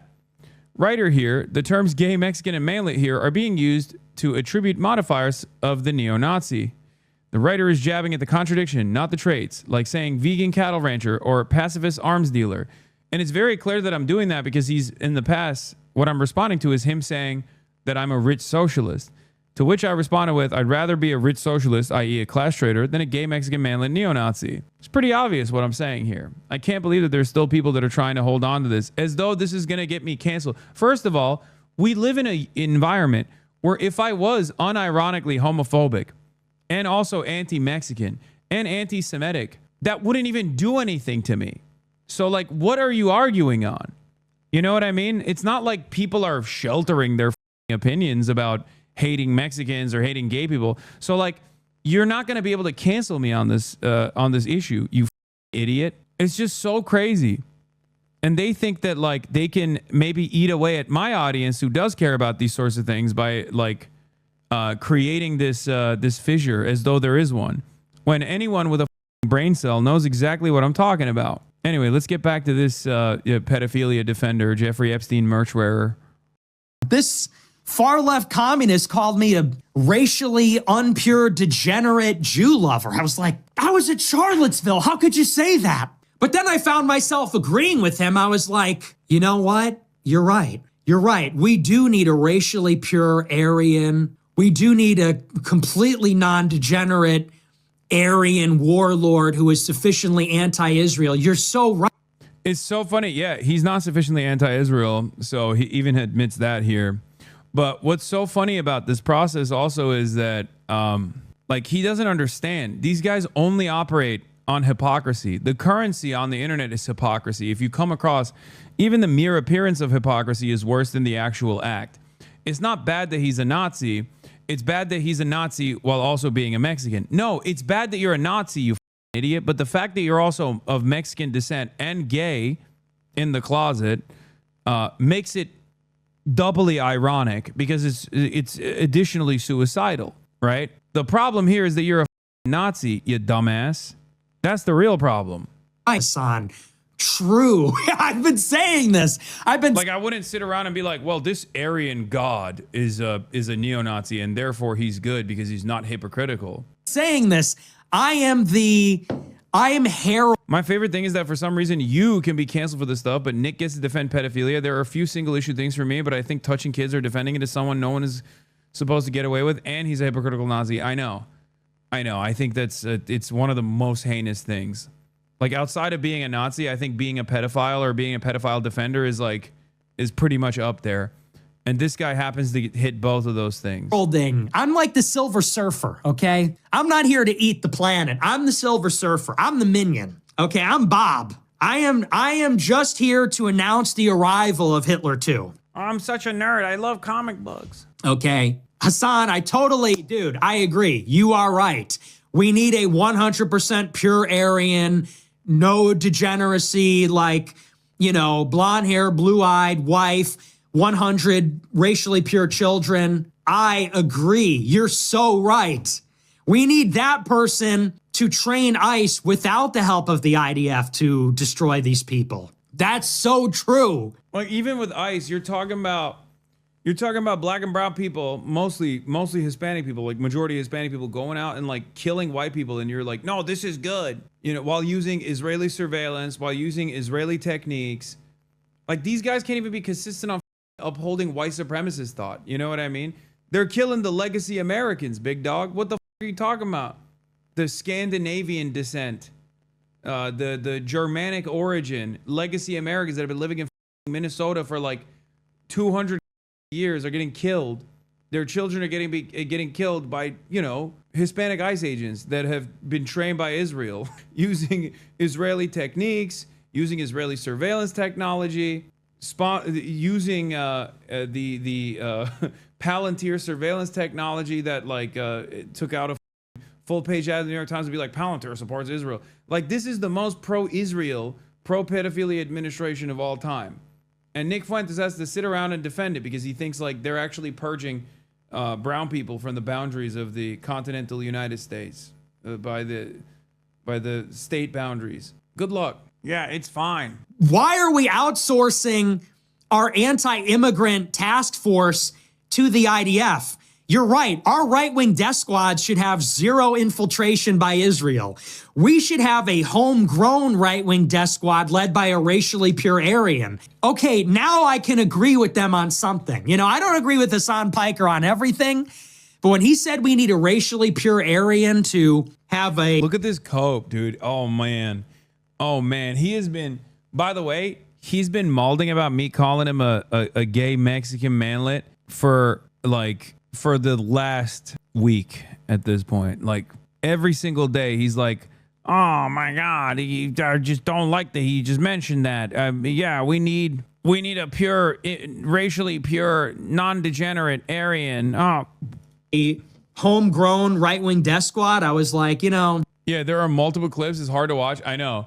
And all of his like little groypers are consistently posting it to be like, Hasan crashes out. Hasan crashes out at Nick Fuentes, and then you watch the video, and in the video he's just like being a goober, flailing around, Being like, yeah, failing to understand the point I'm making. Nick Fuentes and the far right broke their brains with the far left. The crazy woke are talking about racial purity. The crazy woke. Maybe you should stop anchoring your entire worldview around what you think is woke and whatnot, okay? I mean, I joke about like woke and woke 2.0 and dark woke and all this shit. I don't give a fuck about any of this stuff, okay? You guys are stupid. This is what's anchoring your movement, is your resentment towards like people who are empathetic. You're a idiot. Top 50 Nick Fuentes pedophile scandals. Wait, oh, here's Nick Fuentes and Laura Loomer. The official drink to America first. Link. To the hostile takeover of the Republican Party. Absolutely. Oh, well, you know, I just hate that, you know, I just hate that we fell apart. To the hostile takeover of the Republican Party. Absolutely. Yeah, absolutely. America first, guys. America first.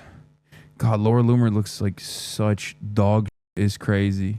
I don't really buy the idea that, oh, if it were true, it would have already gotten out. I don't buy that. That's why we need transparency. That's why it's important these files are out. But this is just a look at a small fraction of the files. And over the next few weeks, we're going to go through all of the major findings we can from this 3.5 million page document dump. But seriously, think about how discrediting this has been, not only to this administration, but to so many rich and powerful people who have lied through their teeth happily towards you in order to hide their relationship with this man that many of them held post-guilty plea. And some of them, now we know, Epstein prepared blackmail for them. And according to reports, the latest release of Jeffrey Epstein files by the US Department of Justice contains millions of documents, thousands of still photographs, and hundreds of hours of video. Among those videos, an interview believed to have been conducted by Steve Bannon, the American right-wing pundit, former advisor to Donald Trump, with Epstein, part of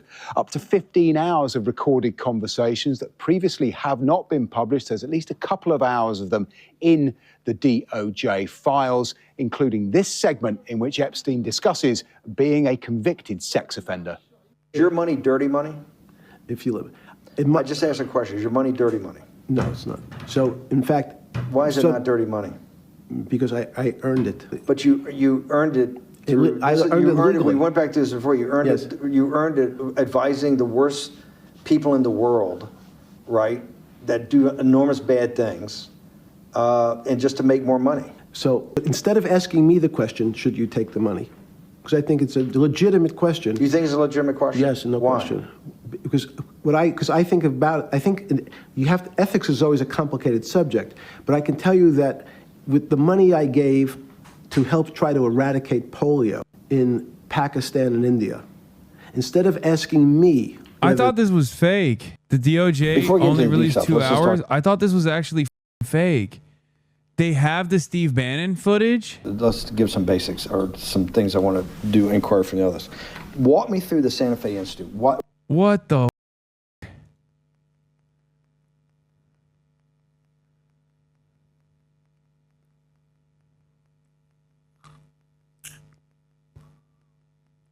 Is real and is dumb as. That money should be given to these children for vaccines. I think you might want to ask their mothers who received the vaccine, who know their child now won't get polio, and ask them if Epstein should have helped these people. You're a mathematician. You're a mathematician. We walked into that clinic where they're giving that money out to these people that are in the most dire straits of poverty and sickness, and told them that the money was coming from class 3 sexual predator? Tier 1. Was tier 1's the highest and worst? No, I'm the lowest. I'm the lowest. You're the lowest. Okay, tier 1, you're the lowest, but a criminal. Yeah. Bannon can excuse pedophilia, but he draws a line at communism. Per the Epstein files, Steve Bannon was invited to go out to dinner on Super Bowl Sunday. His response is, "Are you a commie?" I mean, he's just making a joke. Yes. That the money came from them. What percentage of people do you estimate? I understand you don't like probabilities. Do you estimate would say? Why did Steve Bannon interview him? Steve Bannon did this deposition for him for PR purposes. Steve Bannon famously got close to Jeffrey Epstein in an effort to do PR for Jeffrey Epstein when his that is literally the reason why he's actually training him here. He's coaching him to communicate better around the pedophilia stuff. That's 100% the truth. And then when the heat turned up, Steve Bannon turned around And oh my God, the Epstein files confirm Melania met Trump through Epstein. Oh my God, that's real too. Oh my God. Oh my God. It's like everything that we have suspected, everything that we've talked about, it's all coming out. Oh my God. Oh my God. Epstein introduced Melania Trump to Donald Trump. Oh my God. Brother, every theory is real. That's crazy. Our Queen Candace Owens is 130K concurrent viewers. You are a waiting room for her. Man, if I was only on YouTube, I'd be cooking her too. Thank you for the $5 though, Potato Gun Camper. I'm a clandestine operative myself, so shout out to the YouTube chatters. Dual wielding YouTube and Twitch to artificially inflate stream numbers. Let's go, bot gang, rise up. Let's continue. I care. I want the money for my children. I would say everyone said, I want the money for my children. Did they know where the money came from? I think if you told them, if I told them the devil, 100%. The devil himself said, I'm going to exchange some dollars for your child's life. Do you think you're the devil himself? No, but I do have. What is that beeping? Is that happening in the video or is that happening here? Dog is Nick Shirley. Holy shit. He is actually illiterate. What the hell? He is. He's not very intelligent. A good mirror. It's a serious question. Do you think you're the devil himself? I don't know. Why would you say that? The files also appear to contain fresh documents relating to Lord Mandelson, the former ambassador to Washington, sacked by Sir Keir Starmer last November for failing to disclose the extent of his links to the disgraced financier. The documents include what appear to be bank statements in which Epstein made payments to Mandelson or his husband, totaling $75,000 over a 2-year period in 2003 and 2004. In the first statement, a payment appears to have been made to Reynaldo Avila da Silva, that's Lord Mandelson's husband, for $25,000 with Lord Mandelson, Peter Mandelson here, listed with the abbreviation BEN, typically meaning beneficiary in banking terms. In the second statement, Lord Mandelson is listed as the direct recipient of $25,000. As in the third statement, just 4 days later, a second payment of $25,000 direct to Lord Mandelson, $75,000 in total. These statements come a day after it emerged that Epstein loaned Lord Mandelson's husband $10,000 in 2009 to fund his training as an osteopath. And just a few months later, emails in which Lord Mandelson told Epstein he was trying hard to soften government regulation on taxing bankers' bonuses in response to a request from Epstein himself. Also released still photographs of Lord Mandelson wearing only a T-shirt and underpants talking to a woman in a bathrobe whose identity has been concealed. It's not clear when or where the photograph was taken or indeed who took it. A spokesperson for Lord Mandelson said no one can say who or where the photo was taken. Lord Mandelson has absolutely no idea or indeed whether it has any connection. And just like Alan Dershowitz, Lord Mandelson kept his underpants on. Just as Alan Dershowitz also did throughout the duration of his involvement in the Jeffrey Epstein pedophile island. To Epstein at all. Peter Mandelson questions the authenticity of the supposed bank documents. He cites false attribution of a United States Social Security number, questionable dollar check payments into UK banks, incorrect beneficiary details, and errors in dates and spelling. He told Sky News there are also multiple formatting errors in the documents, and I would like JP Morgan to confirm on the record that they are certain these documents are authentic and that the individual checks are also authentic. Until this fact-checking has been achieved, I maintain my original position, which is that I have no record and no recollection of ever receiving these sums and that these statements are false. So you don't believe the victims, the survivors of this? You don't believe these women, now women, they were children then? No, I do not. You don't believe that when they came forward to the FBI or the police department that this was real? They're all in it for popularity and money. I don't believe the story. I did read about the baby, that supposedly the uncle and all that. So you deny the survivors. Why hasn't this Yeah, Bob's got the hat on, I know. been brought out before? 2 reasons. Under Biden, I'll say it again, it was an active investigation, so they legally could not release any of this information. Now under Trump, we're not getting the information because he's actively hiding it from you. They have redacted. Some of these things are, there's like a picture I remember. For the record, I don't think this is entirely correct. I think this is a liberal defense. Not all of it. Obviously, Ghislaine Maxwell case complicates things a little bit, but this investigation, even prior to Ghislaine Maxwell, could have been released. And not only that, but there were so many different files that they could have released regardless. That was not pertinent to the Ghislaine Maxwell case at all. And not only that, but also there was a lot of appetite for the release of this information because one of the Epstein affiliates, ironically enough, who was in direct contact with Jeffrey Epstein a lot, broke the story to the Daily Wire leading up to the election, talking about how Jeffrey Epstein was a lot more connected to Donald Trump than we previously had thought, and the liberals completely refused to cover it. I remember at the time because I talked about it at the time, and I know Kyle Kulinski talked about it at the time. We all kept talking about how ridiculous it was that the Democrats were instead leaning into the Clintons rather than exposing the Epstein-Trump connection. One that's like Epstein in the middle, and it has little lines branching out to his co-conspirators. They are all blacked out. They're protecting the co-conspirators. Then there's a whole page of 32 victims that have their photos, names, and addresses. Why would they do that? For fame and money. Who's doing it for fame and money? The women. The victims? The children? The victims. Can you name one of them? No. No. Then I guess they didn't get that fame. Well, they ain't that far up the pole yet, are they? Fight for aid to Israel, all the aid that Israel needs. Come on, Bob. Don't wear the hat while you're saying those things, man. Yes, I did mail him the hat. Yes, I mailed Bob the hat. That is the thing that I did. I leveled him up. Now he feels more comfortable with his MAGA stuff. It only gave him more confidence. Now that he has the big old hat on, now that he has the big ass hat on, he's just more confident than ever before. Everywhere but the US, there are consequences. Yeah, Slovakia's Prime Minister, Slovakia PM's National Security Advisor resigns over Epstein links. Crazy that in the rest of the world, the Epstein files are actually having consequences, but in America, no one seems to be affected. He's bringing shame to the ultra MAGA hat. That's also a good point. Also, here's another good point. Jeffrey Epstein had a conversation in 2013 with Ehud Barak about Palantir. Palantir signed its first contracts with the Israeli government in 2014 and opened an office in Tel Aviv in 2015.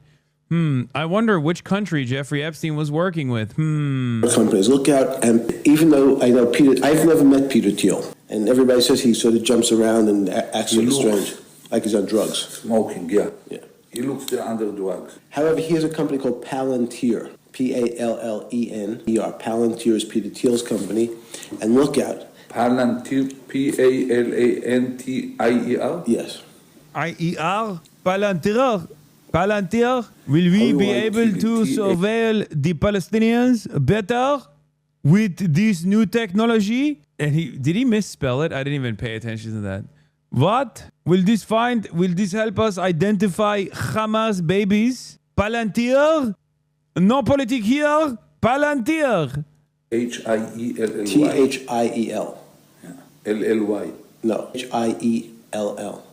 What? Okay. So he thought that he goes, okay. Okay, Jeffrey, you are not very good at spelling. Peter would put you on the board of Palantir. Peter Thiel is one of the best. I've never met him. He's going to come here next week. So I wanted to talk to him after I talked to you. Okay. He and Andreessen, it's called Andreessen Horowitz. Andreessen Horowitz, that's what they pay Larry $1 million a year just to advise them. Andreas and? A-N-D-R-E-E-S-O-N, Andreessen. That every part of this is wrong. Oh my God. He can't spell anything. Yeah, another one of my ops, Egghead, Marga Andreessen. Also, I am beginning to notice that I've collected the worst ops of all time. Elon Musk, Marga Andreessen. Luckily, I don't think Jeff Bezos knows who I am. Inshallah, he will never know. I don't think Peter Thiel knows who I am. I'm actually kind of terrified of Peter Thiel, so I hope he doesn't know who the fuck I am. But I got the worst ops, dude. It is crazy. In 2015, Bannon's least legal residence was found abandoned with massive damage. Oh yeah, I remember that, including a hot tub damaged by acid. Neighbors reported a steady stream of partiers and recording of pornography. I remember that. Oh my God, you think Steve Bannon was doing some Epstein and like melted bodies in the hot tub? or not hot tub, in the bathtub. Oh my God, I totally forgot about that, dude, until this moment. You're right. Trigger warning. Yeah. Entire jacuzzi bathtub seems to have been covered in acid. Ban his landlord road. I'm out of town. Is there any way you can talk with Diana, sort things out? Damage was estimated to be more than $14,000. Neighbor said Bannon was not living at the home and that Clohesi was the main resident who had a steady stream of disruptive visitors. Clohesi had become involved in an undercover investigation of a jail guard who was suspected of smuggling drugs and contraband into the imprisoned friend of hers. The report details. Washington Post reported a story on Saturday investigating counselor to the president Steve Bannon's legal residence, since no one really knows where he lives. But the course of that investigation, they uncovered something that is even more disturbing. A hot tub at the house where Bannon claimed to live looked like it was filled with acid. Bannon's ex-wife Diane was the one residing there. Neighbors told the Post they'd never seen Bannon near the house. The theory is that Bannon claimed to live in Florida because the state does not have an income tax, therefore allowing him to avoid paying taxes of his earnings. Wait, Clinton, is there going to testify? Clinton's capitulate the House Epstein inquiry, agreeing to testify. Oh, hell yeah. Oh my God. Oh my God. Let's go. Yeah, Mark Andreessen and Peter Thiel are both mentioned by Jeffrey Epstein in this email, or in this correspondence with Ehud Barak. Also happen to be, and Elon Musk too. They're all Joe Rogan Experience guests. Have you guys noticed that? The only guy that seemingly is scot-free of any involvement with the Epsteins is Mark Zuckerberg and maybe Jeff Bezos, which is kind of surprising. Is there like an anti-pedophile coalition of billionaires? Because Mark Zuckerberg, for all of my anger and resentment towards him, he is an alien, but he's also like a wife guy. Steve Jobs, he died. Well, I guess he could have met him before he died. Oh my God, the bar is so low. I just realized the bar is so low for billionaires that we're like, well, at least this billionaire didn't meet with an international pedophile sex trafficker. Wow. The standards, man. The standards for being a redeemable billionaire is if you are not tapped in with the elite pedophilic cabal. Horowitz. And Howard. H-O-R-O. Horowitz. Horowitz. Yes. Horowitz. What they are? It's a lobbyist. What they are? They are the biggest venture capital people in Silicon.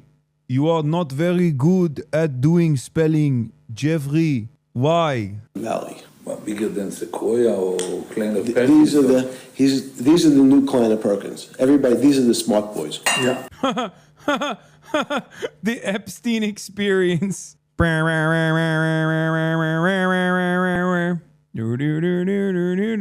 Rogan Podcast, check it out. The Joe Rogan Experience. Oh my God, it's so real. Zuckerberg is in it, Sag. I mean, is that surprising? Come on. In August 2nd, 2016, Epstein mentioned having dinner that night with Musk, Thiel, and Zuckerberg. Remember how they were all at Trump's 25th? Oh God, I mean, it makes sense. I thought maybe Zuckerberg was a wife guy, so he didn't actually deal with Epstein. Dude, every rabid anti-communist is on this list. It's so funny. The Jeff Epstein saga isn't a scandal about pedophilia. It's about a Russian word called blat, a Soviet-era word meaning the use of personal networks for obtaining goods and services in short supply and for circumventing formal procedures. It's about a kind of government. As with a large number of blatniks in the Soviet era who made sure their factories got what they needed outside of the formal state procurement process, Epstein greased the wheels for the neoliberal state. His job was governance. What does that mean? Well, it's clear that Epstein was an entrepreneurial broker across multiple public and private bureaucracies, helping organize under-the-table deals among the legal, business, intelligence, and political elites to allow them to escape the rule of law and traditional conflict of interest restrictions. It's statecraft to allow a superclass to systematically escape the formalized rules. The pedophilia and prostitution were a part of it. That's obviously violating the rule of law. But so are the random favors that Epstein bestowed. I have talked about this as well. The pedophilia aspect of Jeffrey Epstein's relationship with all the financial elite is obviously the one that like everyone hyper focuses on. But if you recall, I've talked about this time and time again, the paper trails and the numerous other financial crimes and political incidents that Jeffrey Epstein played a role in is the larger story that is getting left out of the conversation. You know who's not in the files? Joseph Stalin. True. Stalin vindicated. Stalin vindicated. You know who else wasn't in the files? Lenin as well. Oh yeah, I've seen this already. Epstein, you should make clear that I don't work for Mossad, smile. Ex-Israeli Prime Minister Ehud Barak, you or I, that I don't, smile. There you go, guys, says Abir. Hi, Jeff. Are you going to be in London on Thursday? Best, Ehud Barak. Unfortunately not. MBS, you should make clear I don't work for Mossad, smile. Yo or I, that I don't, smile. Have you seen this handwritten one? What is this? This woman alleges Donald Trump was involved with Jeffrey Epstein in the sale of young women to the sex trafficking ring of Epstein and the Saudis. She also claims that Trump forced her miscarriage after she got pregnant. See letter, entire 32-page letter. Huh.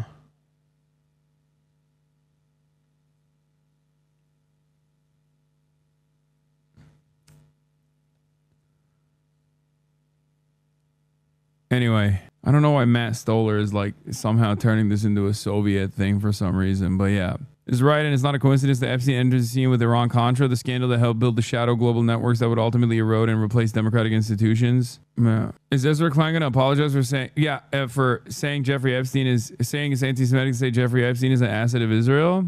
Did he say that? Lenin appearance misquote. There's a Lenin appearance in the Epstein files. The most important video relevant message today brought to you in a format that anyone can enjoy and understand. The simple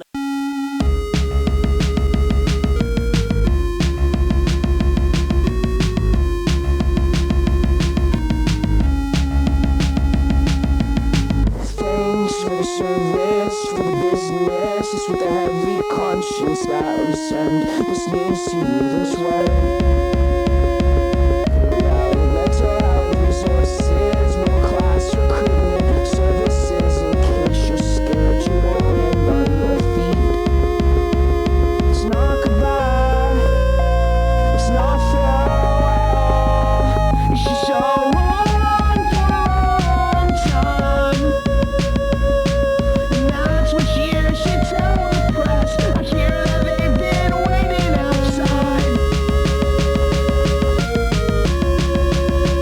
I did talk to Bo Burnham back in the day when he made this in 2020, but we never linked up. Hasan does not dig it. No, I love this song. Yeah, I mean, it's corny, but who gives a f? This is a right-wing conspiracy. Brother, the right-wingers are literally looking at not a conspiracy theory, but the actual conspiracy to conspire to dominate the globe and going, it's actually based, I just wish he wasn't Jewish. That's basically the takeaway from like the far right, at least. And then for the regular right, they're looking at it and going like that. They're not saying anything. They're going radio silent, or I don't know, going, oh, but what about Zohran Mamdani? Assholes. What? Al-Qaeda and ISIS confirmed Mossad assets? Wait, no. What? Stop. What? Yes, there's a trade craft named for this administration's approach, cluster. When China began building bases in South China Seas, we ran freedom of navigation cruises. This is a technical process that describes which ship systems are on and which systems are off. O orders it done. Pentagon sends over details, and Susan Rice views systematic on-off as a protocol, but as a menu of options. She overrules Pentagon and orders which system she wants on and off. In effect, White House diluted challenge for which freedom of navigation cruises were designed. He had a foreign policy strategy that was articulated at Cairo. It is a failed strategy, and he failed to change when its failure was clear. Would you like to hear what Ehud Barak thought when he first heard Cairo? Good example was complete withdrawal from Iraq, military, diplomatic, and economic, followed by passive support for Maliki, who then slaughtered Sunnis and made ISIS a rational alternative. Nusra, ISIS, Al-Qaeda, Jabhat, Hamas, all leaders prefer Donald. Wild. They know Hillary. Turkey gives Nusra a heads up on Iraqi recruits, slaughter. Russia gives Erdogan a heads up on coup. U.S. gives a pass on ISIS to Palmyra.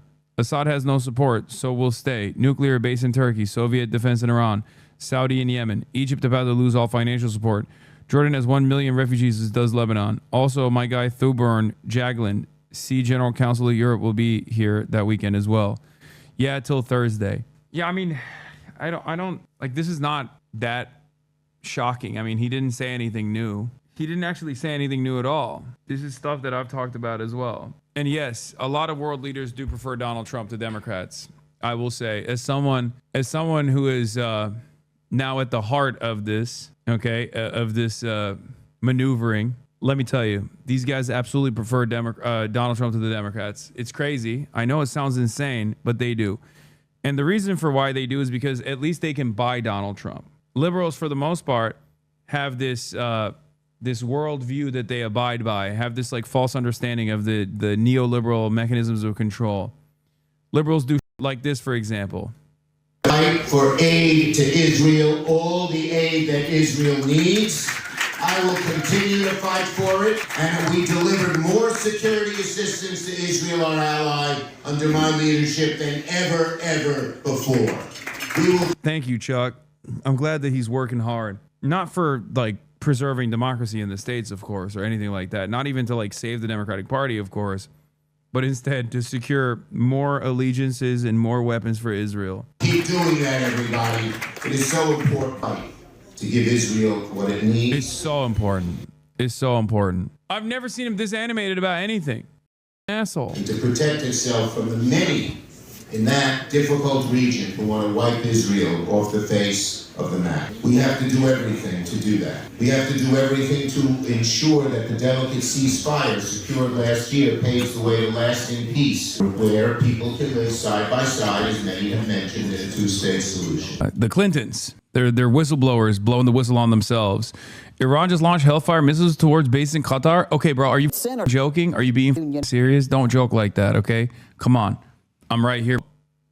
Where Congress was set to potentially hold them in contempt, former President Bill Clinton and former Secretary of State Hillary Clinton have agreed to give depositions as part of a House committee's investigation into sex offender Jeffrey Epstein. For months, the Clintons held their ground against Republican Chairman James Comer's subpoenas, dismissing his demands for in-person depositions as legally toothless and invalid, and slamming the investigation as a political hit job. This appeared to be a high-stakes game of chicken where both sides were standing off to see who would flinch first.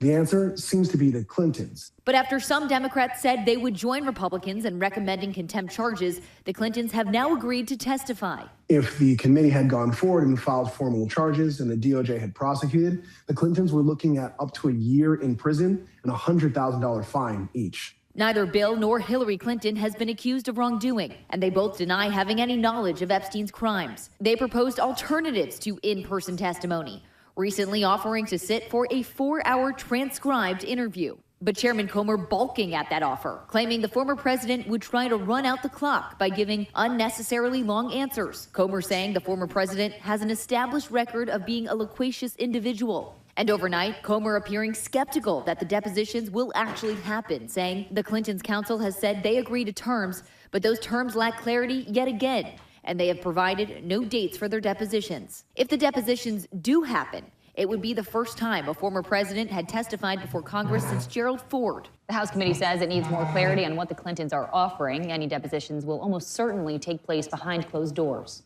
It only gets worse from here. We're going back into the 3 million documents. So far, we mostly covered how billionaires lied about their relationship with Epstein and or got blackmailed in the drafts, eventually killing their marriage. We talked about Howard Lutnick, how he lied about meeting Epstein, although he still denies this. And we also talked about some horrible accusations against Trump and Bill Clinton, although we were clear that they are unverified. Now, some people have responded to the release, like Elon Musk, saying that no one fought harder for the full release of the Epstein files than I did. Ironically, he claims that he knew that the playbook of the far-left propagandists and legacy media is admit nothing, deny everything, and making counter accusations, saying he had never set foot on Epstein's creepy island or attended parties, despite the fact we saw last time that Elon was asking to be invited to the party. What day and night would be the wildest party on your island? Nevertheless, I think it's an interesting point. The playbook, as we get into this much darker side of the 3.5 million files, you're going to notice this trend is true, that everyone we're going to talk about, basically they admit nothing,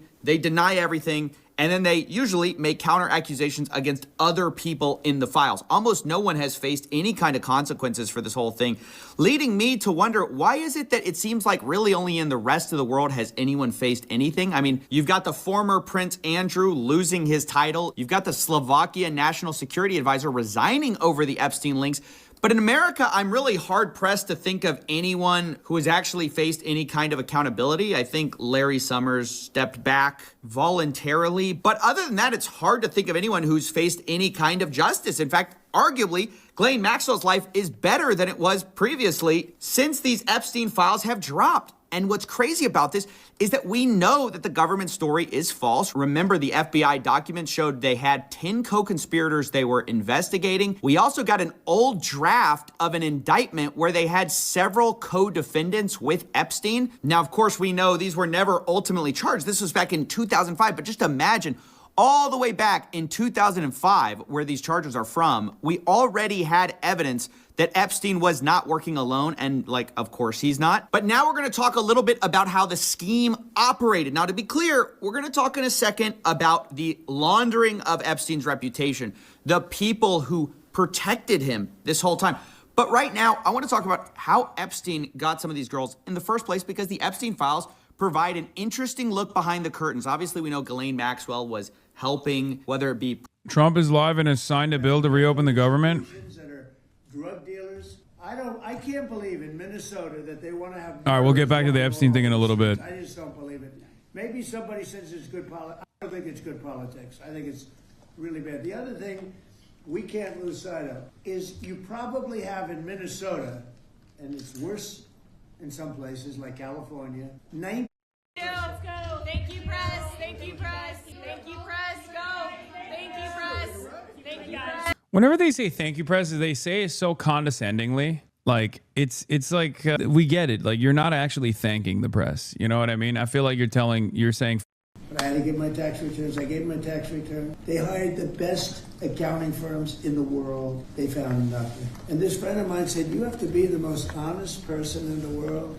He actually said, "You know, me referring to him. I'm a pretty honest guy, but I could have never withstood that." They've gone through millions and millions of pages, and here I sit winning an election in a landslide, winning the popular vote, winning all 7 swing states, winning 86% of the counties in the United States. That's why those maps that you see are all red. And so they tried to put me in jail, and I shouldn't feel this way, but I feel badly that they have to go through that. But then I say, but they did far worse than me. They wanted to put me in jail. Think of it. I was a very good president. We had a great first term. Rebuilt the military, biggest tax cuts ever, biggest regulation cuts ever. But, you know, I will say this. I think I can say, what do you think, Lindsay? My second term is blowing my first term away. And my first term was really good. Reagan plus. Reagan, whatever. Thank you very much. Thank you, press. Everybody.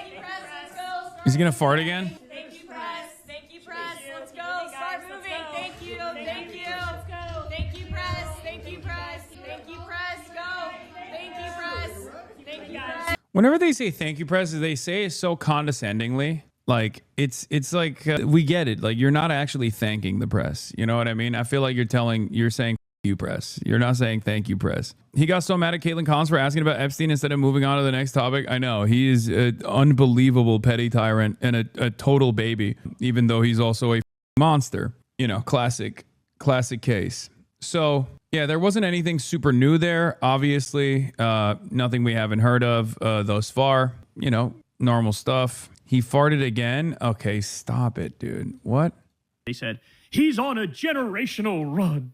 It's a generational, very weird and fawning and pathetic. You want a generational run? Here's a generational run for you. Ready?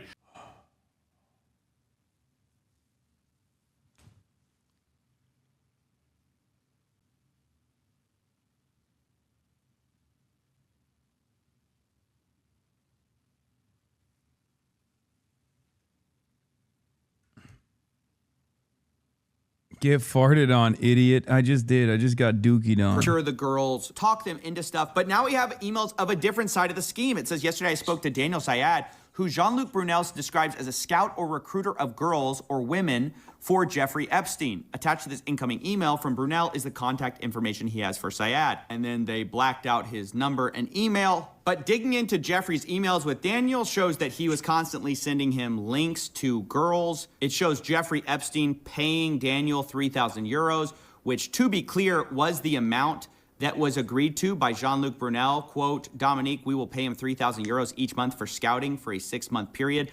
On all models we will get him, we will pay him 5% commission on their earnings. Imagine it's like baseball or it's like basketball. You're scouting for, I hate to use the word talent, but that's really what this guy was doing. He was going around the globe trying to find people for Jeffrey Epstein and Jean-Luc Brunel. According to one lawsuit, Epstein trafficked a Jane Doe to Jean-Luc Brunel many times. It describes their operation as this. Many of the girls came from poor countries or impoverished backgrounds. He lured them in with a promise of making good money. Quote, Brunel has been a model scout for various modeling agencies for many years, and he was apparently able to get U.S. passports for young girls to work as models, eventually, of course, being sent to Jeffrey Epstein. Now, it should be noted that Jean-Luc Brunel himself died in prison by hanging, and that's while he was being accused of horrible crimes related to trafficking and minors. So this guy is not a good guy. He was part of the op along with Daniel Syed, who was Maybe that's why Jeffrey Epstein killed himself, because he got sad because his best friend also killed himself. under very similar circumstances. Have you ever thought about that? No, I guess not. Also scouting on behalf of Epstein and Jean-Luc Brunel. They had their agreement. Here's a sample of how this would work. Jeffrey Epstein asked him to take a full body shot of someone. Daniel Syed says, now she is really skinny, I will do Polaroid. Jeffrey Epstein asks for a copy of her passport and then asks, how many tickets do you want for Woody, meaning Woody Allen? He says 2. Okay, thank you. Full body if possible. And then Jeffrey Epstein says, doesn't look too happy. Comments on her body, and then he says she is very sweet. I'll skip a few of the sordid details here. They comment about her body extensively, and then Jeffrey Epstein says, I sent a request. Does she want to come out to Paris on Sunday? He says, I will invite to come. And this is basically how it worked. Daniel Syed flew around the world looking for women, sending photos to Jeffrey Epstein, who then would get copy of their passports and bring him to the States. Here's an example of this. Daniel Syed brings him a girl. They didn't redact this name, but I'm going to do it. He says, very nice, easygoing, dream to work in United States or visit the United States working as a model in Dubai. He asks age. Daniel says 22 or 23. I forgot to ask her. She looks younger. I have her number if you want to call her. She was going to send this evening. And this happens over and over. At one point, he talks about a Thai actress. Jeffrey Epstein says he can see her on Wednesday, and then he complains that she... It's pretty wild that so many people try to keep up the facade that Jeffrey Epstein was, either like a sex criminal in his own might and had nothing to do with the client list or the social elite that he was consistently surrounding himself with, or even my favorite take. And I did not know this, but there's a Destiny take out there who is, because he's consistently wrong. He's on the wrong side of every argument for some reason. He also apparently talked about the Epstein stuff back in the day on the Iced Coffee podcast, where he quite literally said, oh, it's whatever. It's just like a rub and tug. Like Jeffrey Epstein was like maybe getting rub and tugs for his friends, and it's not that big of a deal. Overwhelming majority are of age. Some might have been like a little bit underage, and it's not the end of the world. Like something along those lines, which is insane. He wants to meet in a restaurant. I don't do that in New York. And then says she didn't even respond. Not nice. The point is, a lot of these girls were looking to come to the United States for one reason or another, for some kind of dream. They would ask for passports or visas, and then ultimately get sent here by this network of people who would later be accused of trafficking or other abuses. Now, to be clear, there have not been charges against Daniel Syed, and the government, remember, says they have no evidence to go even predicate an investigation against uncharged third parties. So it's a little bit bizarre to be reading about this scouting operation for Jeffrey Epstein, the way he recruited girls, and then be told, yeah, nothing to see here. Yeah, one of the scouts was like this, who himself in jail. But no, there's no one else here, even though there's definitely guys floating around. Even though we literally have redacted defendants in our old draft of an indictment. We have nothing to do. We can't possibly imagine doing. No co-conspirators. No co-conspirators. Come on, stop. Don't look into that. Todd Blanche said, it's not a crime to party with Jeffrey Epstein, when it quite literally is. Okay, it is. Oh, this is the old Matt Iglesias. Actually, it's a Phoebophilia defense. The take on Epstein on Iced Coffee Hour. I want to know about Jeffrey Epstein. What about him? What a disappointment. My God. You have all of the answers, right? To Jeffrey Epstein? Here's what happened. Here's what people wanted there to be.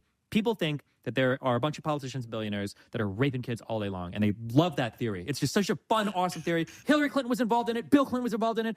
Prince Andrew, all the billionaires, they're all of them. Okay? And then when a story like this comes out, yes, you finally, okay, QAnon, the pizza shop, everything is coming together, okay? This is it. The child, billionaire, politician, sex ring, finally.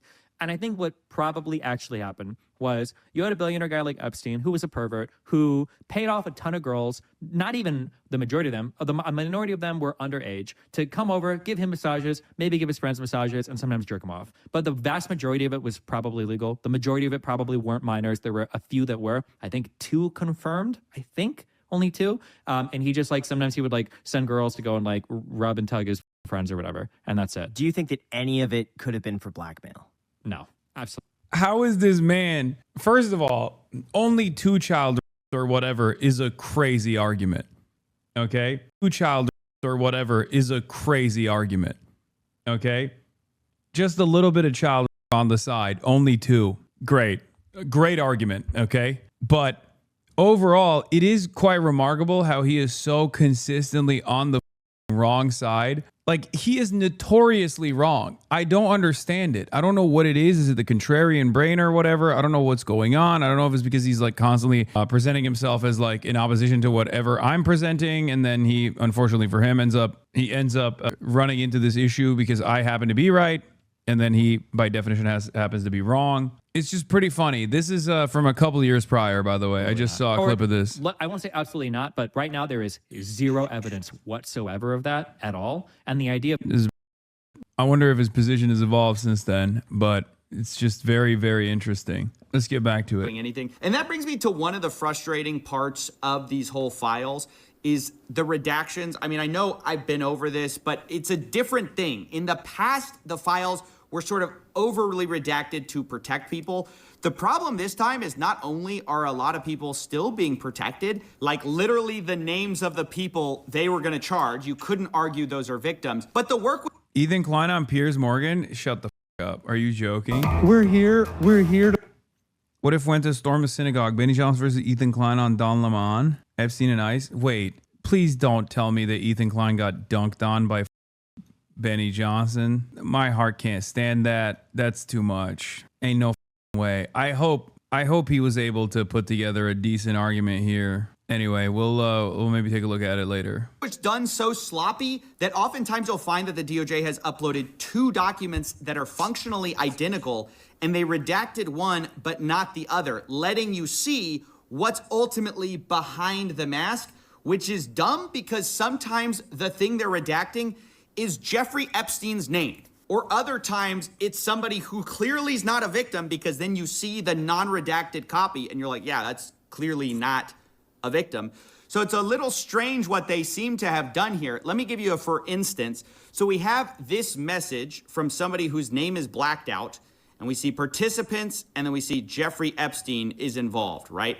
And it says, we need to work around your 38. We need to push back on the lies, then crush the pedo trafficking narrative, then rebuild your image as a philanthropist. Now, I want to know who's doing that. Who's trying to rebuild Jeffrey Epstein's image? Steve Bannon, even in certain instances, might have even been Noam Chomsky as well, who said something similar to that. Maybe not under those certain terms, but something along those lines. It was pretty devastating to see and read that. Alan Dershowitz is another one. I mean, there are so many. Jeffrey Epstein was surrounded by people who are fairly aware of his sex crimes and were totally on board with it and took it to lengths that you wouldn't believe. They wanted to defend it. They normalized, justified, and defended it. And yeah, just a monstrous group of individuals. Well, we go ahead, we scroll down, and we see that Jeffrey Epstein sends something. He says, in any bar where drinking age is 18, and you see the participant is once again blacked out. But underneath it, in a separate file, we see Steve Bannon, a famous political figure, is in here, and he's saying the same thing. He says, first, we need to push back on the lies, then crush the trafficking narrative, then rebuild your image as a philanthropist. Guys, why did you censor out his name? Or like, why was that censored at all? I don't understand. And I certainly don't understand why Jeffrey Epstein's name in this one is censored. So Jeffrey's not censored in this one, but Bannon is. And then you see, you don't understand. He's a victim. That's what it is. How are they so incompetent? Bro, they literally did not redact some of the victims' names. I cannot believe it. It is unbelievable. They did not redact some of the victims' names, and then they ended up redacting, once again, the names of Steve Bannon and numerous other people who are very clearly co-conspirators. It's just, half of it is ups, half of it must be by design. I do think that like the lack of redactions for some of the victims is almost to like punish the victims, I assume. I don't know. It's just, it doesn't make no sense. It's not censored in this one, and Epstein is. And sometimes this creates the bizarre impression that they are censoring for victim names or for some like kind of victim status or for some reason. And then you see the other file and you're like, wait, why did you do this? It's just very poorly done throughout. That's just something I wanted to comment on, is not only did they once again not fully redact things because they were sloppy, but also like victims' names got stuck in this. Like girls' names appear sometimes, and like I'm not sure, are they supposed to be redacted? Because they're redacted over here. They're not over here. I can kind of figure out who it is. It's just kind of a mess. I needed to point that out. You know, other times we have things like this, like Brock Pierce, a co-founder of Tether, also known as the biggest stable coin in the world. He sent a message to Jeffrey Epstein with the subject line Anastasia, and then it's just a bunch of redacted stuff with a few untitled JPEGs in here. And so, you know, you're thinking to yourself, what is this? Is he sending some illicit media? Like, what is this? Well, then we have this page where it wasn't redacted. I put that little dark square that I didn't know if this should have been redacted or not. But it's like a bunch of JPEGs. Now, does that contain victims? Is Brock Pierce sending photos of victims? I don't know because of the way the government did this. But underneath, it says, the Ukraine is now my favorite country, smiley face, Brock Pierce, with the subject line Anastasia. I don't know what to make of that. I'm just saying the redactions, like the way they did this is not good. But now let's... We've brought this up already, but it is truly remarkable that like, at least in European countries, the people that are involved with Jeffrey Epstein in any capacity are actually unironically getting punished right now. Maybe not the super wealthy, but at least like the politicians are. And you know for a fucking fact that not a single American politician can be touched. Not a single. Turn to Steve Bannon and his "we're gonna crush the trafficking" narrative, because this guy, oh boy, has been revealed in the files to being like Jeffrey's right-hand PR man. I mean, this guy was filming basically a documentary about Jeffrey Epstein in order to rehabilitate his image. And some of it has actually leaked to the public. It's been interesting to watch how that's been received. But the funny thing is that originally Jeffrey Epstein's plan was to just do a YouTube video, like an apology, like a old school 2016, turn on the camera for authenticity. And respect. Yeah, that'll do it. Totally. That'll do it. Bust out the ukulele, baby. You know, he says, do you think... Let's be real, dude. If Jeffrey Epstein didn't die when he did, and if he just held out for a little bit longer, he could have become a legend in the right. I mean, post-mortem, there is this legendary status that he is arriving at for some weird reason amongst the pedophilic neo-Nazi right now. But if he was alive right now and he was like, I hate woke, I hate the wokes, I'm Mr. Anti-Woke, he 100% would have his image rehabilitated, and people would talk about how based he is. People would be talking about how awesome he is and how it's dope to do sex crimes to children. Okay? Jeffrey Epstein's biggest failure was that he died before he could have just done a right-wing pivot. Straight up. I mean, look at Andrew Tate. Andrew Tate is like small fry Jeffrey Epstein. I can do my own video interview and upload it to YouTube. No sandbagging, interview format, or like a diary piece. Steve Bannon says if you do an interview, it can't be like Johnny does a YouTube. It has to be amazingly professional and perfectly cut. Then Jeffrey Epstein responds, Woody, we assume Woody Allen, because they were close, said he would help edit. Not sure how to stage, what points to make. But better than trying to do an interview that I have no experience doing. Goal is to humanize the monster. Anything written carries little weight, to which Steve Bannon replies, yes, Jeffrey Epstein. Should it be an interview format, interviewed by me? They start talking about, like, how do we do this? Humor, apology, how did I get rich? Question mark topics. They're brainstorming. How do we trick the public into seeing me as... He would definitely go on Rogan. Brother, Jeffrey Epstein has spiritually gone on Rogan because piece by piece, the amount of people his dick has been inside of that have gone on Joe Rogan has basically made it so that Jeffrey Epstein has been on Joe Rogan himself. Okay, Peter Thiel, Mark Andreessen, Elon Musk, so many other billionaires and you know adjacent characters. I mean, Mark Zuckerberg. He even had a shorter relationship with Mark Zuckerberg, but he was apparently around Mark Zuckerberg as well. Considering that, I mean, dude, I feel like the Joe Rogan experience is basically a network where Joe goes and finds Joe goes and finds Epstein's besties to bring onto the show. Yeah, Lawrence Krauss, Steven Pinker, Elon Musk, Peter Attia, Peter Thiel, Donald Trump. This doesn't even scratch the fucking surface. Virtually every single person.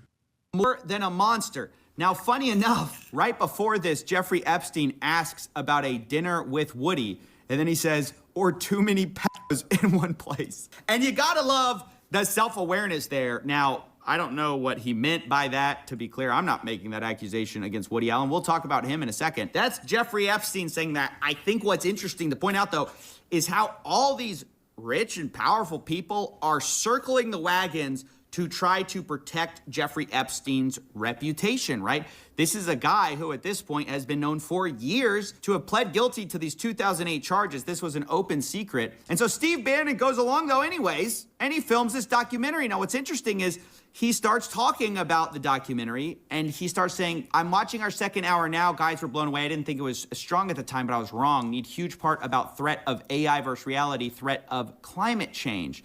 And this is where the notes start going back and forth of how can we get you to think of other things? So part of the conceit of this big interview of Jeffrey Epstein was to try to humanize him and actually present him as this genius, everyman, quirky guy with a... Yeah, this was the express purpose of Steve Bannon's quote-unquote deposition, which he changed after the fact, post-mortem, was it was to gear him up and do PR for Jeffrey Epstein when they knew that the international sex trafficker stuff was coming back to light.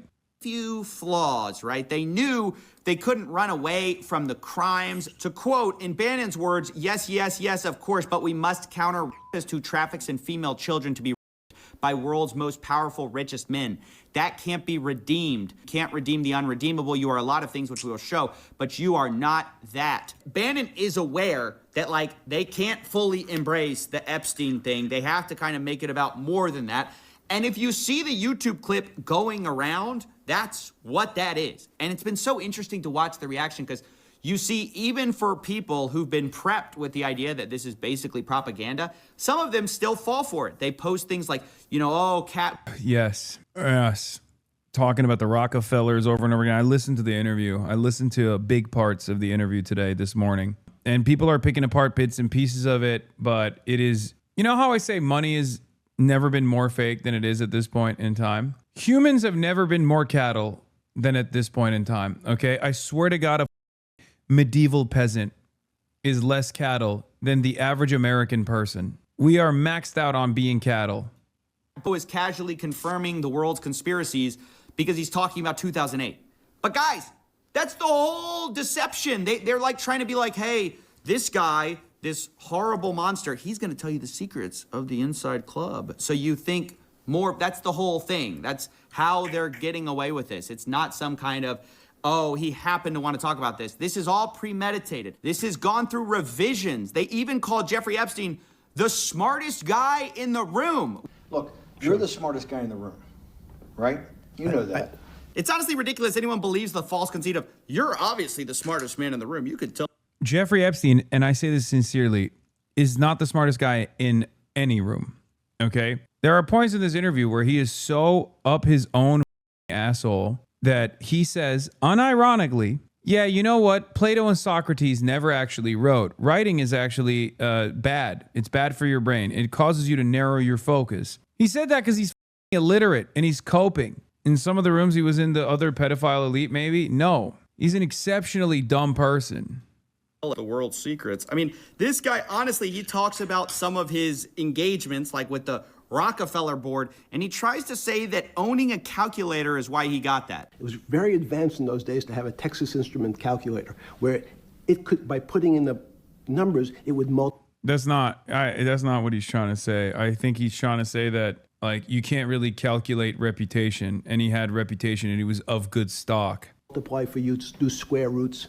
And that was the first, and everyone who had a calculator was already advanced on Wall Street. The most important parts of business were really now going to calculations. Places like Rockefeller needed someone to say, look, we're entering a different world where numbers and the numbers of companies, portfolio management was going to be balanced, it was going to be statistical. Jeffrey, could you come on the board, potentially sit on the finance committee? So we're honestly supposed to believe that Jeffrey Epstein got onto this prestigious Rockefeller board because he had a calculator, but also that he's the smartest guy in the room, the smartest.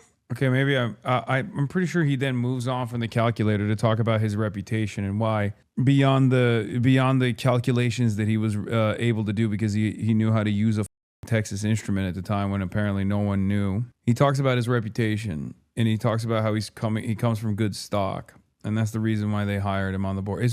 All of it is man on Wall Street.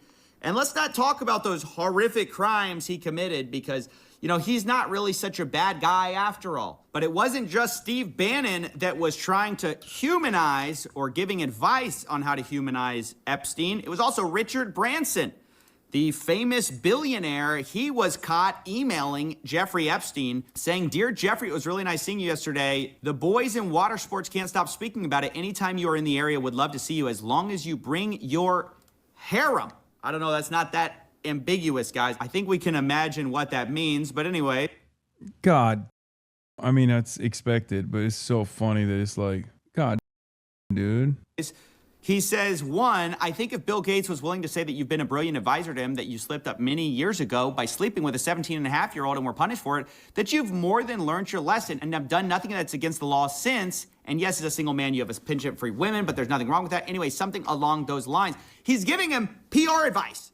How to get your reputation back. Hey, Jeffrey, privately, I loved you. You can come back anytime with your harem. Jeffrey Epstein responds, nice seeing you. Thanks for your hospitality. I appreciate your public relations thoughts. Now, according to the New York Times, a Branson representative said the two had a business meeting and stressed the women were adults and had not attended the meeting. All above board. That's what everyone says, by the way. Remember what Elon Musk said, right? That's the playbook. Admit nothing, deny everything. Speaking of, remember Howard Lutnick, who we showed on video saying that he had never seen Epstein since 2005. So I was never in the room with him socially, for business, or for even philanthropy. If that guy was there, I wasn't going because he's gross. Although also calling him the greatest blackmailer ever. This guy was the greatest blackmailer ever. Well, also according to the Times, Lutnick said he spent zero time with him, even though there are emails basically to the contrary, where Epstein is saying, nice seeing you after the conviction. I mean, these people, not only are they lying, they won't even admit when they've been caught lying. But now let's talk about Prince Andrew, too, who was caught lying over a woman at some kind of a party. I mean, just not a good, this is not doing you any favors, you know. I know Prince Andrew soon will probably be on the comeback tour. It's going to be a bunch of highly paid PR execs. Maybe Steve Bannon can jump in, shoot another 5-hour podcast trying to rehabilitate him. Like, Prince Andrew, what's the secret behind the royal family? Look, you're the smartest guy in the room. But again, has he admitted anything? Has he denied? Okay, I'm going to admit something. In a room where Jeffrey Epstein and Prince Andrew are together, that's the one room where Jeffrey Epstein is the smartest guy in the room. I take it back. We found a room. If there's one guy who's just as pedophilic, but even dumber than Jeffrey Epstein, it's Prince Andrew. Everything. Now, we should also probably talk about Noam Chomsky as well, the guy behind the book Manufacturing Consent, which in hindsight, maybe we should have suspected something. But either way, he also... No. Look. I need everyone to take a deep breath here.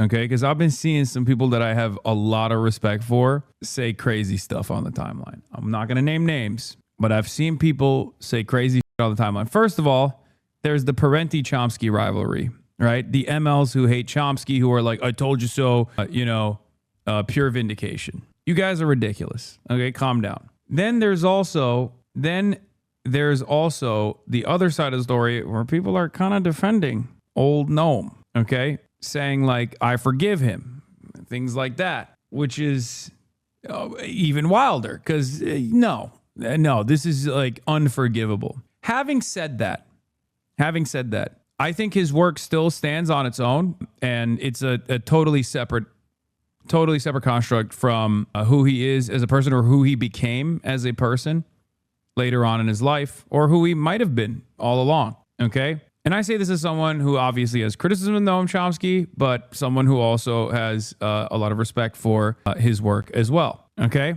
Noam is your Kanye? No. There is no. I will never, under no circumstance, will I ever defend this. Are you insane? Like guys, one of the worst aspects of this, aside from the fact that he had a deep embedded relationship with Jeffrey Epstein, was that he also had a deep relationship with Steve Bannon, seemingly, which was insane. And not only that, but when people asked him, back when he was capable of responding to every email that he got. He defended it. Okay. It's irredeemable through and through.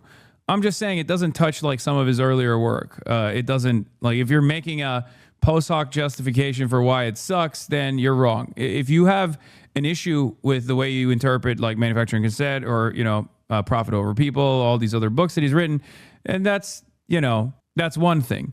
But if you're saying like, oh, well, he's a pedophile, so all of his previous work is like completely irrelevant, well, then no, you're wrong on that. Not defending Chomsky, but did you know that Epstein was a pedophile creep? You are literally looking at correspondence between Jeffrey Epstein and Noam Chomsky right now, where Noam Chomsky is offering lines of defense to Jeffrey Epstein about the pedophilia. Yes, he knew. Yes. Okay. Yes, he knew. He knew. He knew. Come on.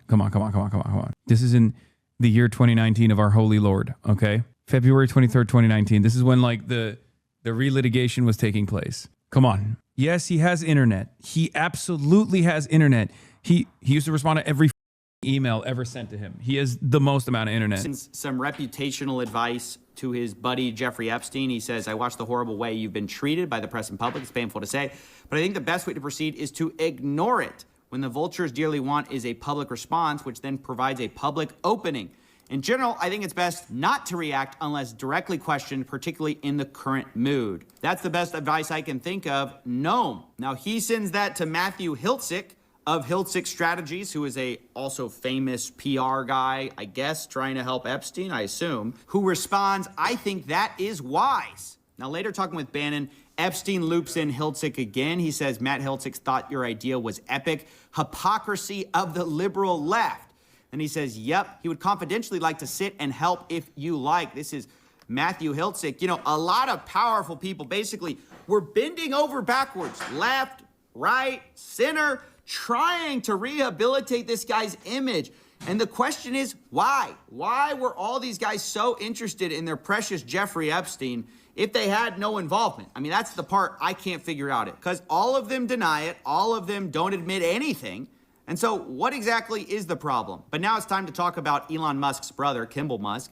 He was also in the files. Jeffrey was copied on an email talking about Kimball's 40th birthday, where the password to the secret party was riot. And then in all caps, Boris, the sender of this email, says, I am not joking about the password. This was in 2012 in September. And now that's important because a little bit later, Kimball Musk is emailing Boris Nikolic and Jeffrey Epstein, and he's talking to them about being connected with some redacted name and saying, I believe you both played a role, whatever that means. Now, whether this was at the party or, you know, right after their meeting in October, I don't know. But what's interesting is Boris responds and says, Kimball, just FYI, you better be nice to redacted. Jeffrey goes crazy when someone mistreats his girls/friends, so better be very nice to her. Kimball Musk responds, message received, wide and clear. Then he says, seriously, I'm very happy with my time so far with Jennifer. She's great. Now, again, was that supposed to be a redacted name we just read? Like, I don't know. They've been redacting it in earlier emails. Then all of a sudden you just get Jennifer. I can't really figure that out. But what I can figure out is that a little while later, a few days later, Jeffrey Epstein gets an email. Now, we know Kimball credits the meetup and says Boris and Epstein were responsible in some way for this. But now Jeffrey Epstein's being emailed about Jen's schedule. Is that Jennifer? I mean, it seems like it because Jen's schedule for the rest of the year, and it seems like the assistant has copy and pasted Jen's response because she says, Sue, these would be dates in November, and then starts saying, you know, this, she can go to New York. She says the 29th to the 7th, she's free. Kimball to New York. Then she says, Kimball, Jen, London. Kimball, Jen, London to Morocco, ? Then she has a break, and then it's Jen, Kimball, St. Bart's, assuming we're not sick of each other by the end of November. Now, I can't figure out why is she running this schedule about when she's hanging out with Kimball, who Jeffrey set her up with. Like, why is she running this by Elon Musk? To be clear, I don't know. You know, there could be, I guess, innocent explanations for this. Maybe, I don't know.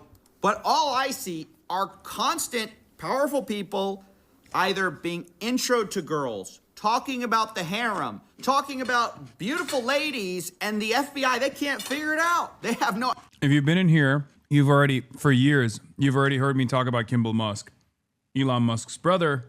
Every time Elon Musk talked about Jeffrey Epstein, I said, hey, fun fact, or maybe not so fun fact, but Kimball Musk is deeply connected to Jeffrey Epstein because he was dating one of Jeffrey Epstein's victims, and, you know, the truth will eventually prevail. Well, now we have more evidence for it.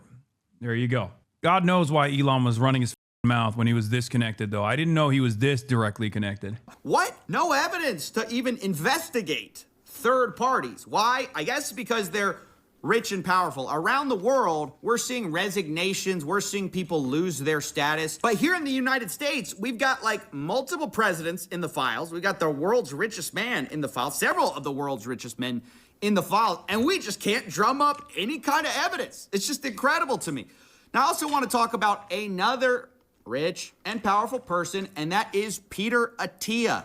He's a podcast bro. He's a longevity expert, and actually, funny enough, I read his book, and that's going to come into play here in a second because, oh boy, did I get some additional context. But let's start here with something that Peter Attia sent Jeffrey Epstein. He says, subject, got a fresh shipment. And then Epstein responds, me too, and there's a completely redacted image. Is that a girl? Or is this bad redactions? You know, we don't know, although we'll find out in a second because later Peter responded to this. But Peter says, please tell me you found that picture online. Jeffrey responds, got a fresh shipment, afraid not. Peter responds, you know the biggest problem with becoming friends with you.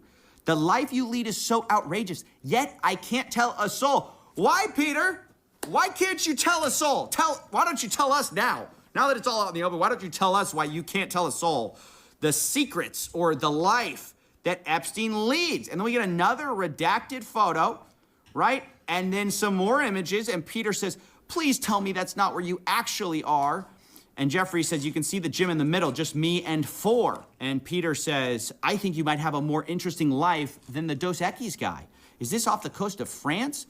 No, it's my... The Dos Equis guy. To add insult to injury, these guys are also ginormous goobers, bro. Like, I know that's not the main point here, but they're unimaginable goobers. They're whole ass losers, man. Gooberville, Arkansas. Island in the Caribbean near St. Thomas. If you go to the Google Earth and type in Little St. James. Beautiful. Isn't that nice? Behind closed doors, it's beautiful. In public, you know, we'll hear about what a monster this guy is, right? But behind closed doors, when nobody's watching, oh, it's beautiful. There's some other stuff Peter Attia said, which I'm not going to get into. I don't think it's very, appropriate for medical professionals to be saying such things. But he talks about eating pussy and how many calories it is, right? You know, this wasn't all business, right? This wasn't just doctor-patient kind of stuff. There's a lot of guy talk, a lot of banter between the fellas about ladies. And maybe that's why Peter Attia says that hopefully Jeffrey Epstein is in town when I'm back in 2 weeks. I go into Jeffrey Epstein withdrawal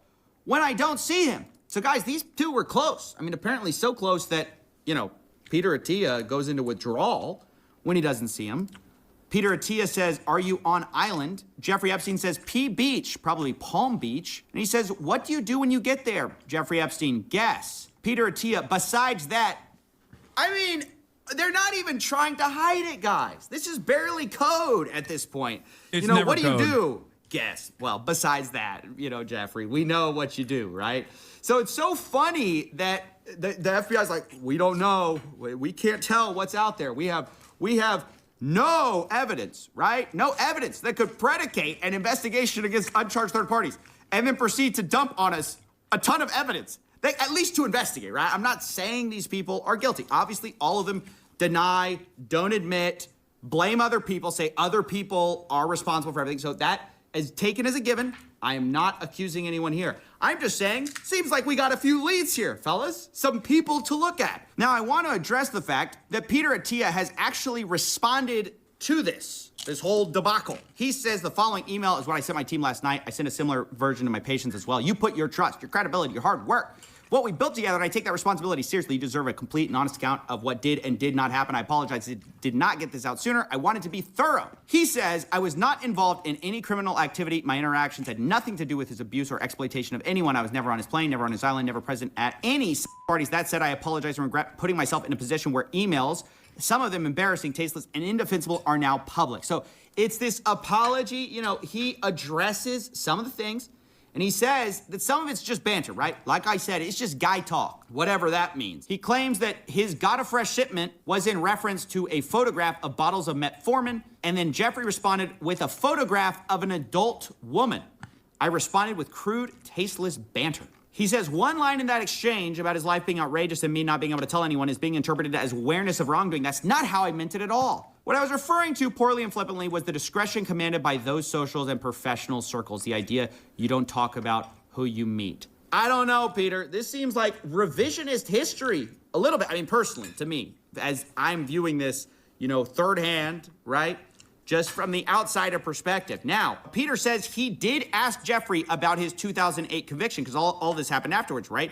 He characterized it as prostitution-related charges. In 2018, I learned that this was grossly minimized. I was incredibly naive to believe him, and then later explains that in 2018, November, he read the Miami Herald investigative article, told him he needed to accept responsibility for what he did, and said he even asked Epstein to provide therapy to Epstein. I guess there's no emails of that stuff. Huh? What a sad state of affairs that the only emails that exist is him glazing Jeffrey Epstein for pedophilia. Guys, when I found out, I was like, oh, how dare you, sir? You just haven't seen me say that. And oh, well, it was in private and now the guy's dead. So you can't even ask him. These victims, which is an interesting approach to have here. Now, the funny thing is, there are some more emails between Peter Attia that we need to read, because remember that he said he read this 2018 article from the Miami Herald. I believe it's this one by Julia K. Brown in November 28th. It's about Jeffrey Epstein assembling a large cult-like network of underage girls. But in December, Peter Attia says, home is very good, work stressful, making some changes. He asks him, what's the fallout from the recent story? Apparently talking about the Miami Herald. Now, maybe I just didn't see the emails, that where he was demanding accountability. I don't know what that's about, but Jeffrey Epstein says, same as usual, just tougher. Peter Attia says, legally, any change. Same as usual. As in he was aware of the previous charges too, huh? Interesting. Jeffrey Epstein, 0.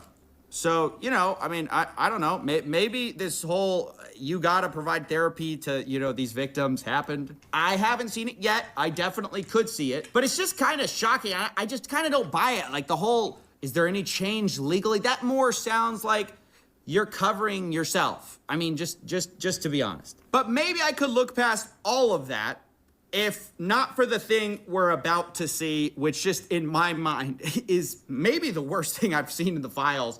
Not for its, explicitness, the amount of simping that people did for Jeffrey Epstein. Now they all say, oh, it was a personal mistake, blah, blah, blah. I regret it. I didn't look into it enough.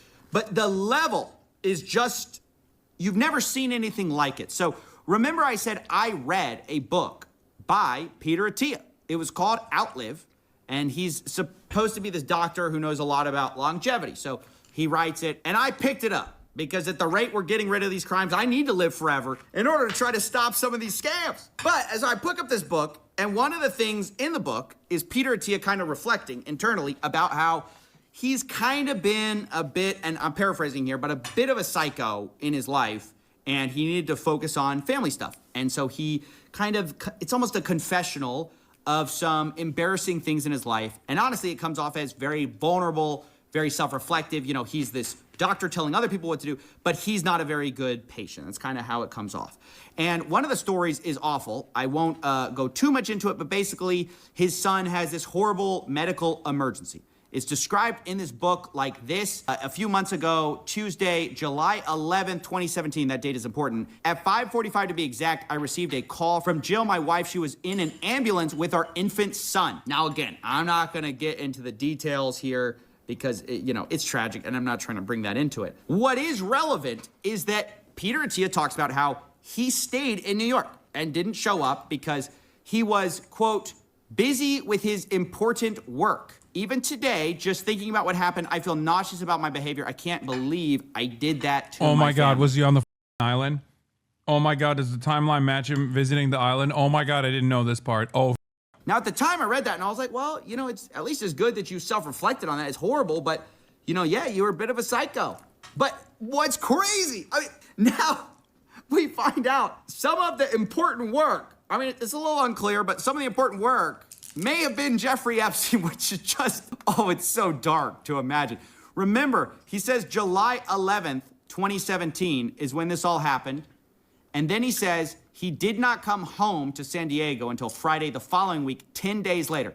So July 11th, 2017, 2 days after this happens, he's talking to Jeffrey Epstein. And they seem to be coordinating about something. Sure, what time? Jeffrey Epstein, 9:30. Peter Attia responds, sure, I can come earlier. Also, if you have a hard stop at 10, let me know. You're hanging out with Jeffrey? I don't even know what to say. This is out of pocket. I mean, there's no explanation for this. I mean, I didn't see this in the response from Peter. I mean, maybe he thinks he addresses it because he already admitted that was like scummy, but that is just, there's a reason that didn't make it in the book, is what I'm trying to say. I didn't see that in the book when I read it. You know, I was actually, you know, one of the things I needed to do, my important work was seeing or talking to Jeffrey Epstein. I mean, isn't that weird? Like that's the simping that I'm talking about, is these people love this guy, or that's how it seems to me. Like, what are all these rich and powerful people doing, protecting him, missing emergencies for Jeffrey, fawning over Jeffrey, asking for Jeffrey's harem, saying their biggest problem is the life they lead is so outrageous they can't tell a soul? I mean, what is going on here? And is it true they all didn't know, right? Because, you know, I'm reading these documents, and it's hard to say who exactly knew what, when, but I don't believe, remember, they're all denying it, I don't believe nobody. I want to point something out here, but Attia is a Barry Weiss acolyte. And Barry Weiss, when this data dump came out and people were like, wait a minute, isn't he one of the new podcasters that you hired for CBS? Barry Weiss was defending keeping him on and straight up said, oh, it's just cancel culture nonsense to not go along with the hiring process for this wonderful individual that must remain at CBS News. I love Barry Weiss so much because she makes my job so easy. She's just consistently wrong. She's bad at her job. You couldn't wish for a better pro-Israel advocate. I don't want Israel to have competent propagandists. I want Israel to have Barry Weiss. Knew, right? Clearly, some people knew what was going on, and there's all this kind of coded language in the files where they talk about this stuff almost in like a nudge kind of way. I mean, here's some Woody Allen stuff. He was in the files. He says his business office, if you can make out the check to me, it looks very Woody bad. Allen? No, not Woody. Wow, that's surprising. Because then it looks like a gift to me. He says that to Epstein. He says, I don't want to be one of your women, or should I say, girls. And what's that? Oh, how do we, come on, guys. Woody says, I would be much more. Bro, there's literally an email between Jeffrey Epstein and Woody Allen where they're both like, yeah, we're pedophiles. Isn't that crazy? like they jokingly go, oh yeah, can't wait to go to the pedophilia conference in France. And then the other one's like, yeah, because we're pedophiles who love having sex with children, pretty much. I'm paraphrasing. Isn't that insane? And then you still got being like, oh dude, what kind of code words are they using? Are they using pizza? No, man, the code word is pedophilia and raping children. There's no code word. They just say it out loud. More expensive than your girls, you wouldn't be able to afford me. Jeffrey responds, yes, the price to pay would be too high. Woody says, this will be a beautiful friendship. And then Jeffrey says, as long as I follow orders, smiley face. Woody Allen sends a message saying Woody says the exact same thing, but in a dirtier way. Jeffrey responds, what did he say? Woody Allen, are you kidding? I can't put it in writing. I mean, no evidence, no evidence.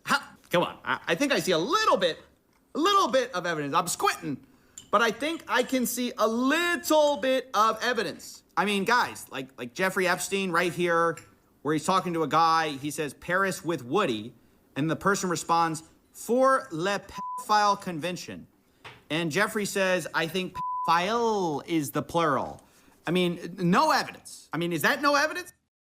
Be in their emails being like, there's nothing like children. There's nothing I enjoy as much as nubile flesh. I love consuming it. And then people still turn around and they're like, wait a minute, did they bring up cheese pizza at any point? Yeah, I'm gonna go ahead and assume that when they're talking about cheese pizza, it's most likely cheese pizza, big dog. Because when they're talking about children, they just say children. It's nothing. We don't even want to question these people. There's no investigations going on. So, yeah, it's honestly really sad to see how, look, I'm not saying Barry Weiss's wife people is around in the there world are too. having crazy consequences, but a few people are resigning, thank goodness. You know, a few people are at least facing a little bit of scrutiny, but here Elon Musk lays out the... I think outside of Palestine, this was probably the other thing that I've consistently talked about nonstop, even though people looked at me kind of weird. And I guess they like kind of changed their tune after the Jeffrey Epstein suicide, quote unquote suicide, where people were like, okay, maybe there's more to this story. But yeah, this and like the anti-Zionism have been two of my major points of advocacy throughout the years. And it's been an incredible moment of vindication, even though, you know, it's the events are horrifying.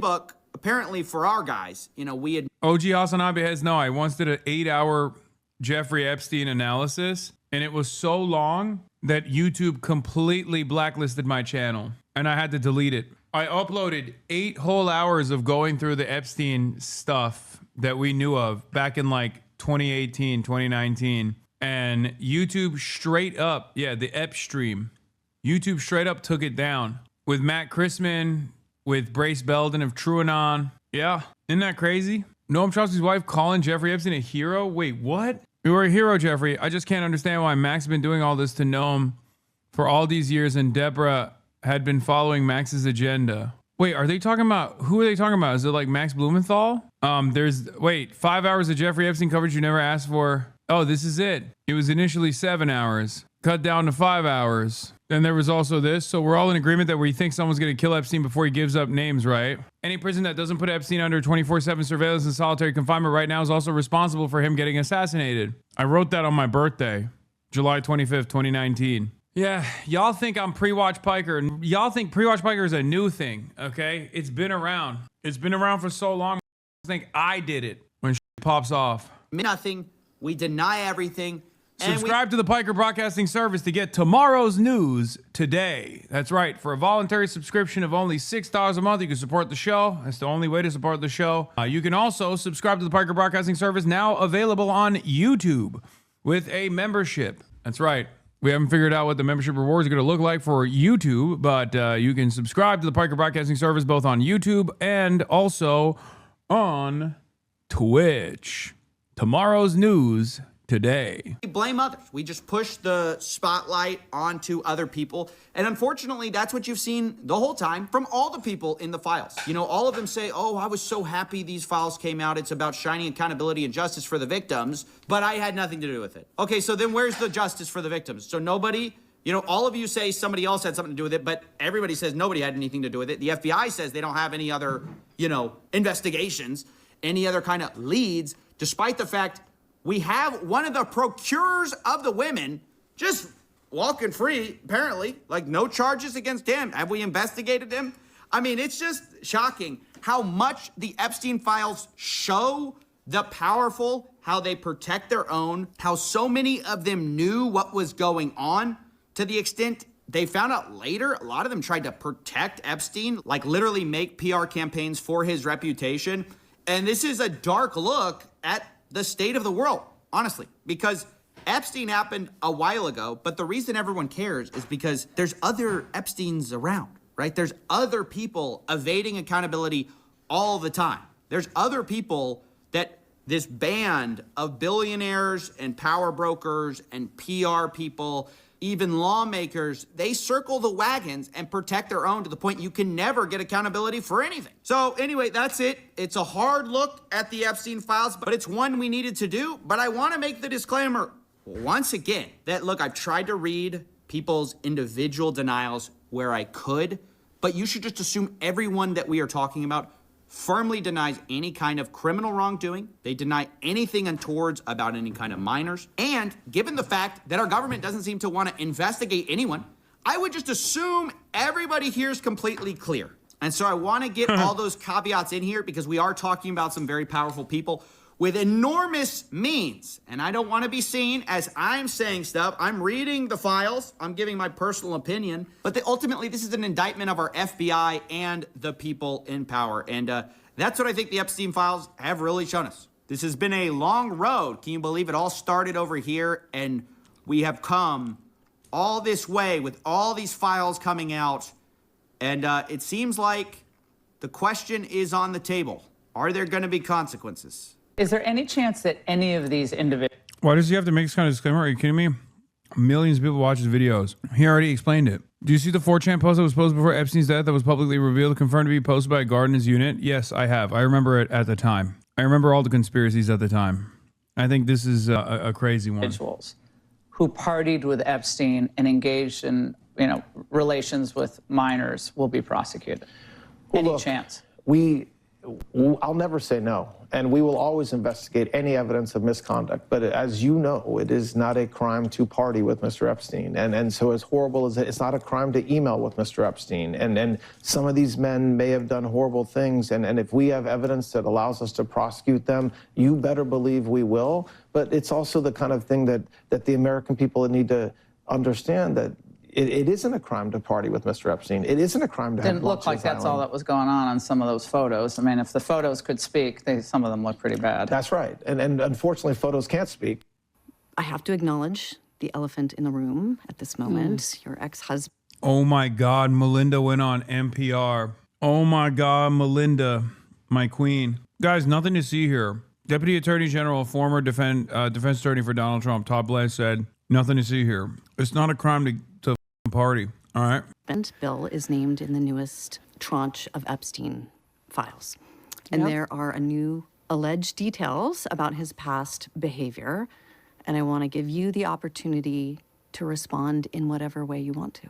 Well, let me say this. I think we're having a reckoning as a society, right? No girl should ever be put in the situation that they were put in by Epstein and whatever was going on with all of the various people around him. Liberal friends I was talking to say Epstein was just trafficking for his own enrichment and collecting blackmail for his own use, and thus not a State Department asset. American exceptionalism with the idea that our government would never work with someone like Epstein. Same reason why people think Israel controls America and not the other way around. Yeah, I love that, dude. So it's just an aberration that like Todd Blanche is currently defending all of the co-conspirators. You know, totally random, totally unique, totally different than the ways in which the government normally operates. No, girl. I mean, it's beyond heartbreaking, right? I remember being those. You the guy that went to a Diddy party? No, just wondering. No, that was your dad. I'm your daddy. You're mistaking me for your dad, your father. He went to the Diddy party and he got his back blown out. Remember when the people that were doing the Hasan went to a Diddy party were also claiming that I was on Epstein's Lolita Express? That's real, by the way. They straight up tried to say that I was on Epstein's jet. And people literally were like, dog, like the ages don't line up. Like, what the f are you saying? This is why I asked, because I don't know. Brother, are you a groomable adult? Like, is that what you're saying here? You're like, I'm really stupid, so I have to ask these questions. Those girls were. I remember my daughters being those ages, right? So for me, it's personally hard whenever those details come up, right? Because it brings back memories of some very, very painful times in my marriage. But I have moved on from that. I purposely remember the white party you pushed attended? it away, and I moved on. Yeah. I'm in a really unexpected, beautiful place. Tech don't genuinely believe your private jet pic might actually have been related to Jeffrey Epstein. Yeah, remember when we found out that Tone was doing all this stuff specifically to disparage me so that he could continue farming an audience? Yeah, Tone. He did this in a court of law. Like, he openly admitted in a court of law that he did a right-wing pivot and started farming content against me, including but not limited to slander such as this, with the express purpose of gaining an audience of dumbass dullards. Isn't that cool? Isn't that funny? He said he failed the vibe check. A civil case is a vibe check? Yeah, you failed the vibe check so hard, the judge finds you liable of and takes away your guns in the state of Texas for a decade.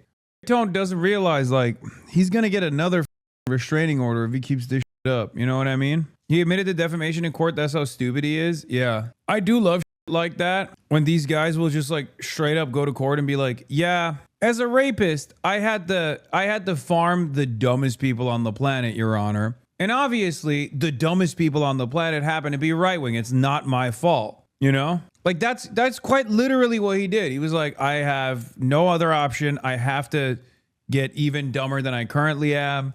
I have to lean into these morons because these morons want that slop, that unlimited slop. Also, Your Honor, I have a tiny dick. Incredible stuff.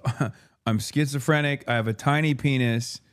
And I love right-wing slop because right-wingers are so stupid that as long as I just say Hasan is stupid, Hasan is bad, Hasan is evil, they just keep watching my videos. It requires zero effort, Your Honor. You should try it too, honestly. You should try it one time to see how easy it is. And then you'll understand why I'm doing it, Your Honor. Dog, the Epstein files got released. Who cares about tone? Well, first of all, take a day off. My least favorite type of chatter who's like, I can't believe after your 3 hours of coverage on the Epstein files, you sidestepped for a brief moment to make a joke, okay? Like I had a genocide survivor that I interviewed for an hour and a half here not that long ago. Bro, doing streamer drama during this, what a hack. Wait, hold on. Give me this logs in other chats. Again, a straight up 5-minute sidestep. I've talked more about dumbass naysayers in the chat now. Someone give me his logs. In life. So whatever questions remain. Most of my normie friends that you know fall for this narrative of you being an elite diddler, unfortunately. Okay, you need to get new friends, big dog. I'm gonna keep it $150 with you. If you have friends that are unironically believing that, they are some of the stupidest people of all time. Okay? You know, they might not be salvageable. There of what I can't even begin to know all of it. Those questions are for those people and for even my ex-husband. They need to answer to those things, not me. Well, and I am so happy to be away from all the muck that was there. I have to put more words to the muck for context for our listeners.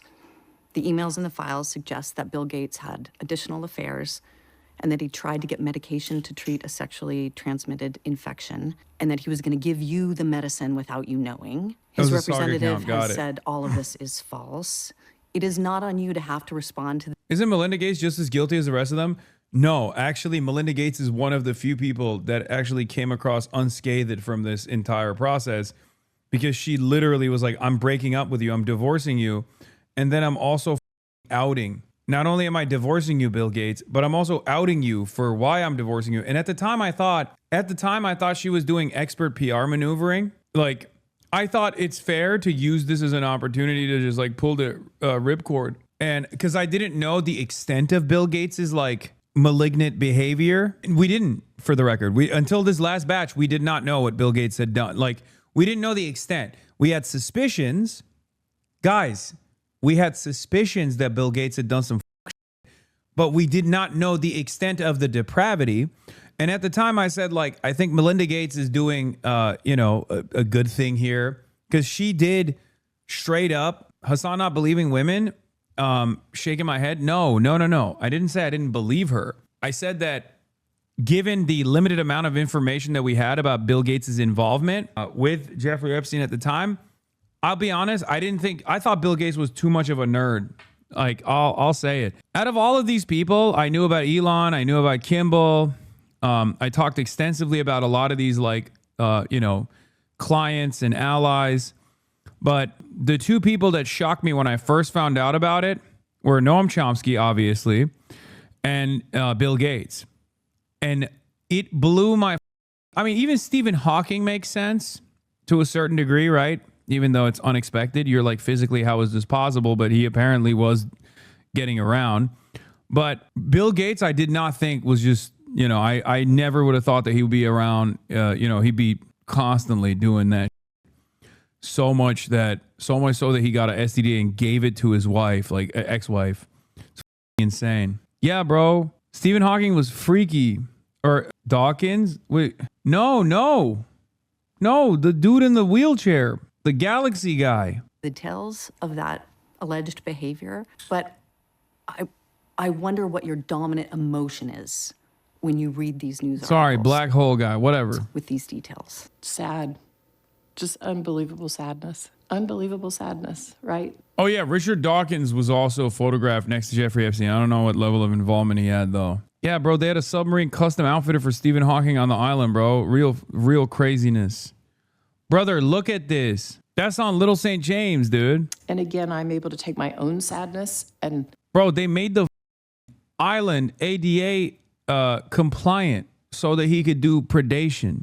Do you understand? Do you know, like what the goes on? That's on Little St. James, dude. And again, I'm able to take my own sadness and... Bro, they made the island ADA compliant so that he could do predation. Do you understand? Do you know, like what the goes on in someone's mind where they're like, I'm in this condition, like I still got to do some.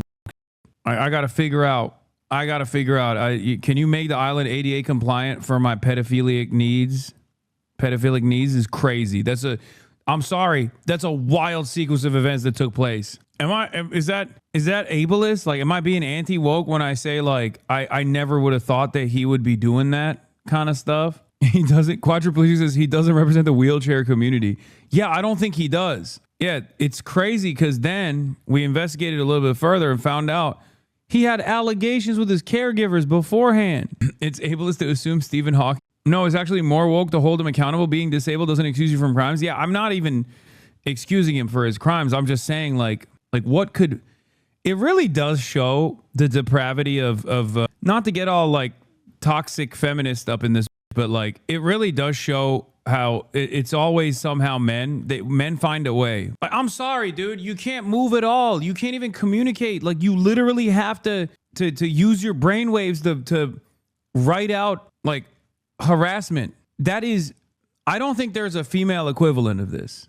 Okay, I don't think, controversial opinion, throw me into orbit, I don't think there's a female equivalent of this where someone is just like straight up like strapped to a robot for the rest of his life and she's like, I gotta do sexual harassment, like one key click at a time. I think this is exclusively man behavior. I've never seen anything like it. This has 1 million likes. Your joke is fine compared to this. Okay, dude, Jesus Christ. Okay, enough. We're done. Wrap it up. Let's get back to serious stuff now, okay? Look at those young girls and say, my God, how did that happen to those girls, right? And so for me, it's just sadness for, you know, I left my marriage. I had to leave my marriage. I wanted to leave my marriage. I had to leave I felt I needed to eventually leave the foundation. So it's just sad. That's the truth, right? And it's kind of like, at least for me, I've been able to move on in life. And I hope there's some justice for those now women, right? We see them standing up in front of microphones in D.C. What they went through is just unimaginable, I think. There's the other side of the Epstein story that especially the British press has been really bad about. If you've been paying attention to the way that the British press is covering the Epstein files, they just like, weirdly enough, don't talk about Israel at all. And instead, they've decided, you know who Epstein was actually working for? Vladimir Putin. And this one is actually really funny because Sky News actually did cover one of the articles or one of the sound bites from the revelations where Epstein is talking to someone. Newly released voice recording of Prince Jeffrey Epstein advising an unknown person on how to approach Russian President Vladimir Putin. It would be, I would think about, not decided. I wonder who this unknown person is. That at some point you can say, look, I would send a note to Putin. I'm going to leave government in March 14th. Yeah. I'm going to be in Scandinavia, or I plan to be in Northern Europe. We should have dinner. That's it. No more. It has to be very short. Good thing the video ends right there. There's no more conversations that took place between Jeffrey Epstein and this unknown person. Poland to examine increasingly likely possibility that pedophilia scandal was co-organized by intelligence services in Moscow. Wow. Thank you, Poland. Thank you, Telegraph. That's probably what it was. Yeah, you're right. Surely Jeffrey Epstein was definitely not working for the CIA or the Mossad. That would be anti-Semitic and anti-American. Surely if there's an intelligence agency he was working with, it must have been the KGB. Or maybe the Chinese espionage, the Chinese intelligence agency. You know, that's probably what it was. Yeah, look no further, please. Meanwhile, if you look at the actual trove of data, yes, MSS, thank you for all the China watchers. If you look at all the Trova data, Jeffrey Epstein is like, I love selling Israeli spyware. It's my favorite thing to do. Ehud Barak, former Israeli prime minister. I love you. You are my best friend. We are doing so much for Israel together, and we will continue to do so much for Israel together. I love Israel. I'm working with Israel. I'm working for the state of Israel. Haha. Ehud Barak, former prime minister of Israel. Can you tell people I'm not a spy for the Mossad? Ehud Barak responds with, you or me? And he goes, me, smile. That's real. That last thing that I just mentioned isn't even an exaggeration. That's like almost verbatim. A conversation that took place in the Epstein files. Now, of course, these guys seemingly can't figure it out. It's just an unknown voice. Oh, well, I guess we'll never know who Jeffrey Epstein is. Oh, wait. The unknown person in this video is Ehud Barak, then Israeli prime minister. I wonder why Sky decided to pretend it's a mystery. Oh, yeah, I remember this photo too. Gina Haspel, ex-director of the CIA, was caught in the photos with Epstein and CIA Langley offices in a materials room. The room where you have all your rare stolen materials like leathers. She had her photos taken down illegally 30 minutes after they dropped. A scrubber picked them up. Yeah. Epstein with a smiling emoji asked former Israeli Prime Minister Ehud Barak to clarify he does not work for Mossad in a meeting with a senior Qatari investment official. I will be honest, although the Europeans are doing this, at least they are punishing some of the guys. You know what I mean? Because we're punishing none of the guys here in America. Here in America, we're just like walking around inventing new things to get mad at. We're like, oh, Zohran Mamdani must have actually been Jeffrey Epstein affiliated or something. Meanwhile, Jeffrey Epstein is basically butt Donald Trump all up and down the Epstein releases. 38,000 mentions of Donald Trump. 38,000 mentions of the current president of the United States of America, Donald Trump, and the Epstein files. And these guys are making AI videos and AI photos to be like, well, what if Jeffrey Epstein is Zohran Mamdani's father? No punishments will be dished out to a single wealthy aristocrat in the United States of America. And not only will there be no punishments dished out. Wait, hold on. Adam Friedland is calling me. Adam, I'm live. Hello? Can you hear me? I'm live. I'm live. Put on FaceTime. I want to. Oh, you're on your stream. I'm on stream. Narc, bro. Wait. Yes. Yeah. I'm on the phone with our researcher right now. We're like prepping for an interview next week. But I don't want to. You don't want to leak it. You don't want to leak it. You don't want to leak it. Well, it's fine. It's my dream to be on your stream. Okay. Justin, act like you've been here before. They can hear you. Justin, they can hear you on stream. That's sick, dude. Justin is one of the sickest people on earth, honestly. He's awesome. Yeah. Okay. All right. Well, I'll ask you some other time about this. This kid, clavicular. Oh, clavicular. Oh, I got you. Also, why is he doing that? I know all about it. I'll get back to you. Also, I'm gonna be in New York in 2 days. He does what like you do. I'm gonna be in New York. I'm gonna be in New York in 2 days. You think he's trying to do you, Hasan? I think he's trying to do something, maybe. Dude, you're coming to New York. We're gonna have an HH club night. Club. Oh, yeah. You, me. Yeah. Yes. Noah Coleman. Yes. We're gonna have a party bus. Yeah. I'll talk to her. Are they tipping a lot? But you're in Qatar. What? I'm in Qatar. Yeah. Yeah. You went to the Saudi Arabia Comedy Festival? No. I went to the Web Summit here, but yeah, I'm getting Big Daddy to give me a plane. What? No, the Royals. You should start a shit coin. They give you $2 billion if you do it. Okay, I might do that. I like that. Eric Adams made $3 million off that Stop Anti-Semitism. Yeah, I'm gonna do the Start Anti-Semitism coin. I'm gonna do the opposite. Oh my god, with your edge Lord. Okay. All right. Well, I gotta go. I'm in the middle of covering the Epstein files and how he was definitely not an Israeli asset. Oh, well, go ahead. Talk about some nasty stuff to kids. But yeah, talk about some pornographic, gross nastiness. I'm gonna be in New York. Woody Allen wasn't. At least Woody wasn't in the files. Yeah, you're right. Thank God. Yeah, no. Thank God Woody was. Yeah. All right, peace and song. Really bit the bull. All right, bye. Wait, I get to say no. They're gonna hang up. No, what's up? Go ahead, Justin. Oh, are they tipping more for me? Do they do the fans? Justin has a love ends in his bum. Yeah. Yeah. Wait, I have a what? They're going crazy. There's a hype train incoming, Justin. You did that. Dude, that's He's a very great guy, Justin. I told him I consider him a friend the other day. Bye, Hasan. All right, bye. Okay, bye, Hasan. Bye. Oh my God. Who the heck was that? That was Adam Friedland, host of the Adam Friedland Show. That's right. The millennial Bill Maher. He has a love sense in his butt. In his what? In his butt. Norm was in the files too? Yeah, but in the most goated way that you can be in the files, where they tried to fucking reach out to Norm Finkelstein. And he basically said, if Jeffrey Epstein did to your 15-year-old daughter what he did to other 15-year-old daughters, I would hope that you would strangle him or throttle him and Alan Dershowitz. He basically said Epstein and Dershowitz are both pedophiles that deserve to be killed. Yeah, the most vindicated man. Short list of people who the files released to date have shown in a positive light: Norman Finkelstein, Nassim Nicholas Taleb, and Tina Brown. People have rightfully added she, Melinda Gates, and Corbyn to the list. Yeah.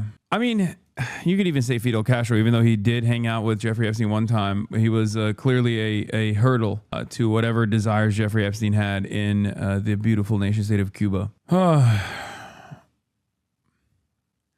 Anyway, guys, I'm tired. I'm too tired. I love you all, but I think I'm going to end it here. Our time is coming to a close. You will pet me, whether you like it or not.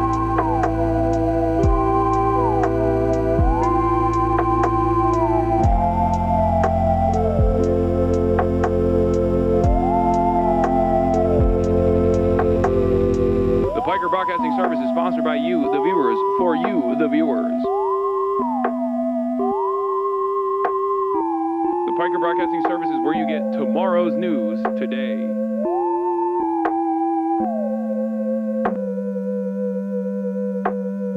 Whether you like it or not.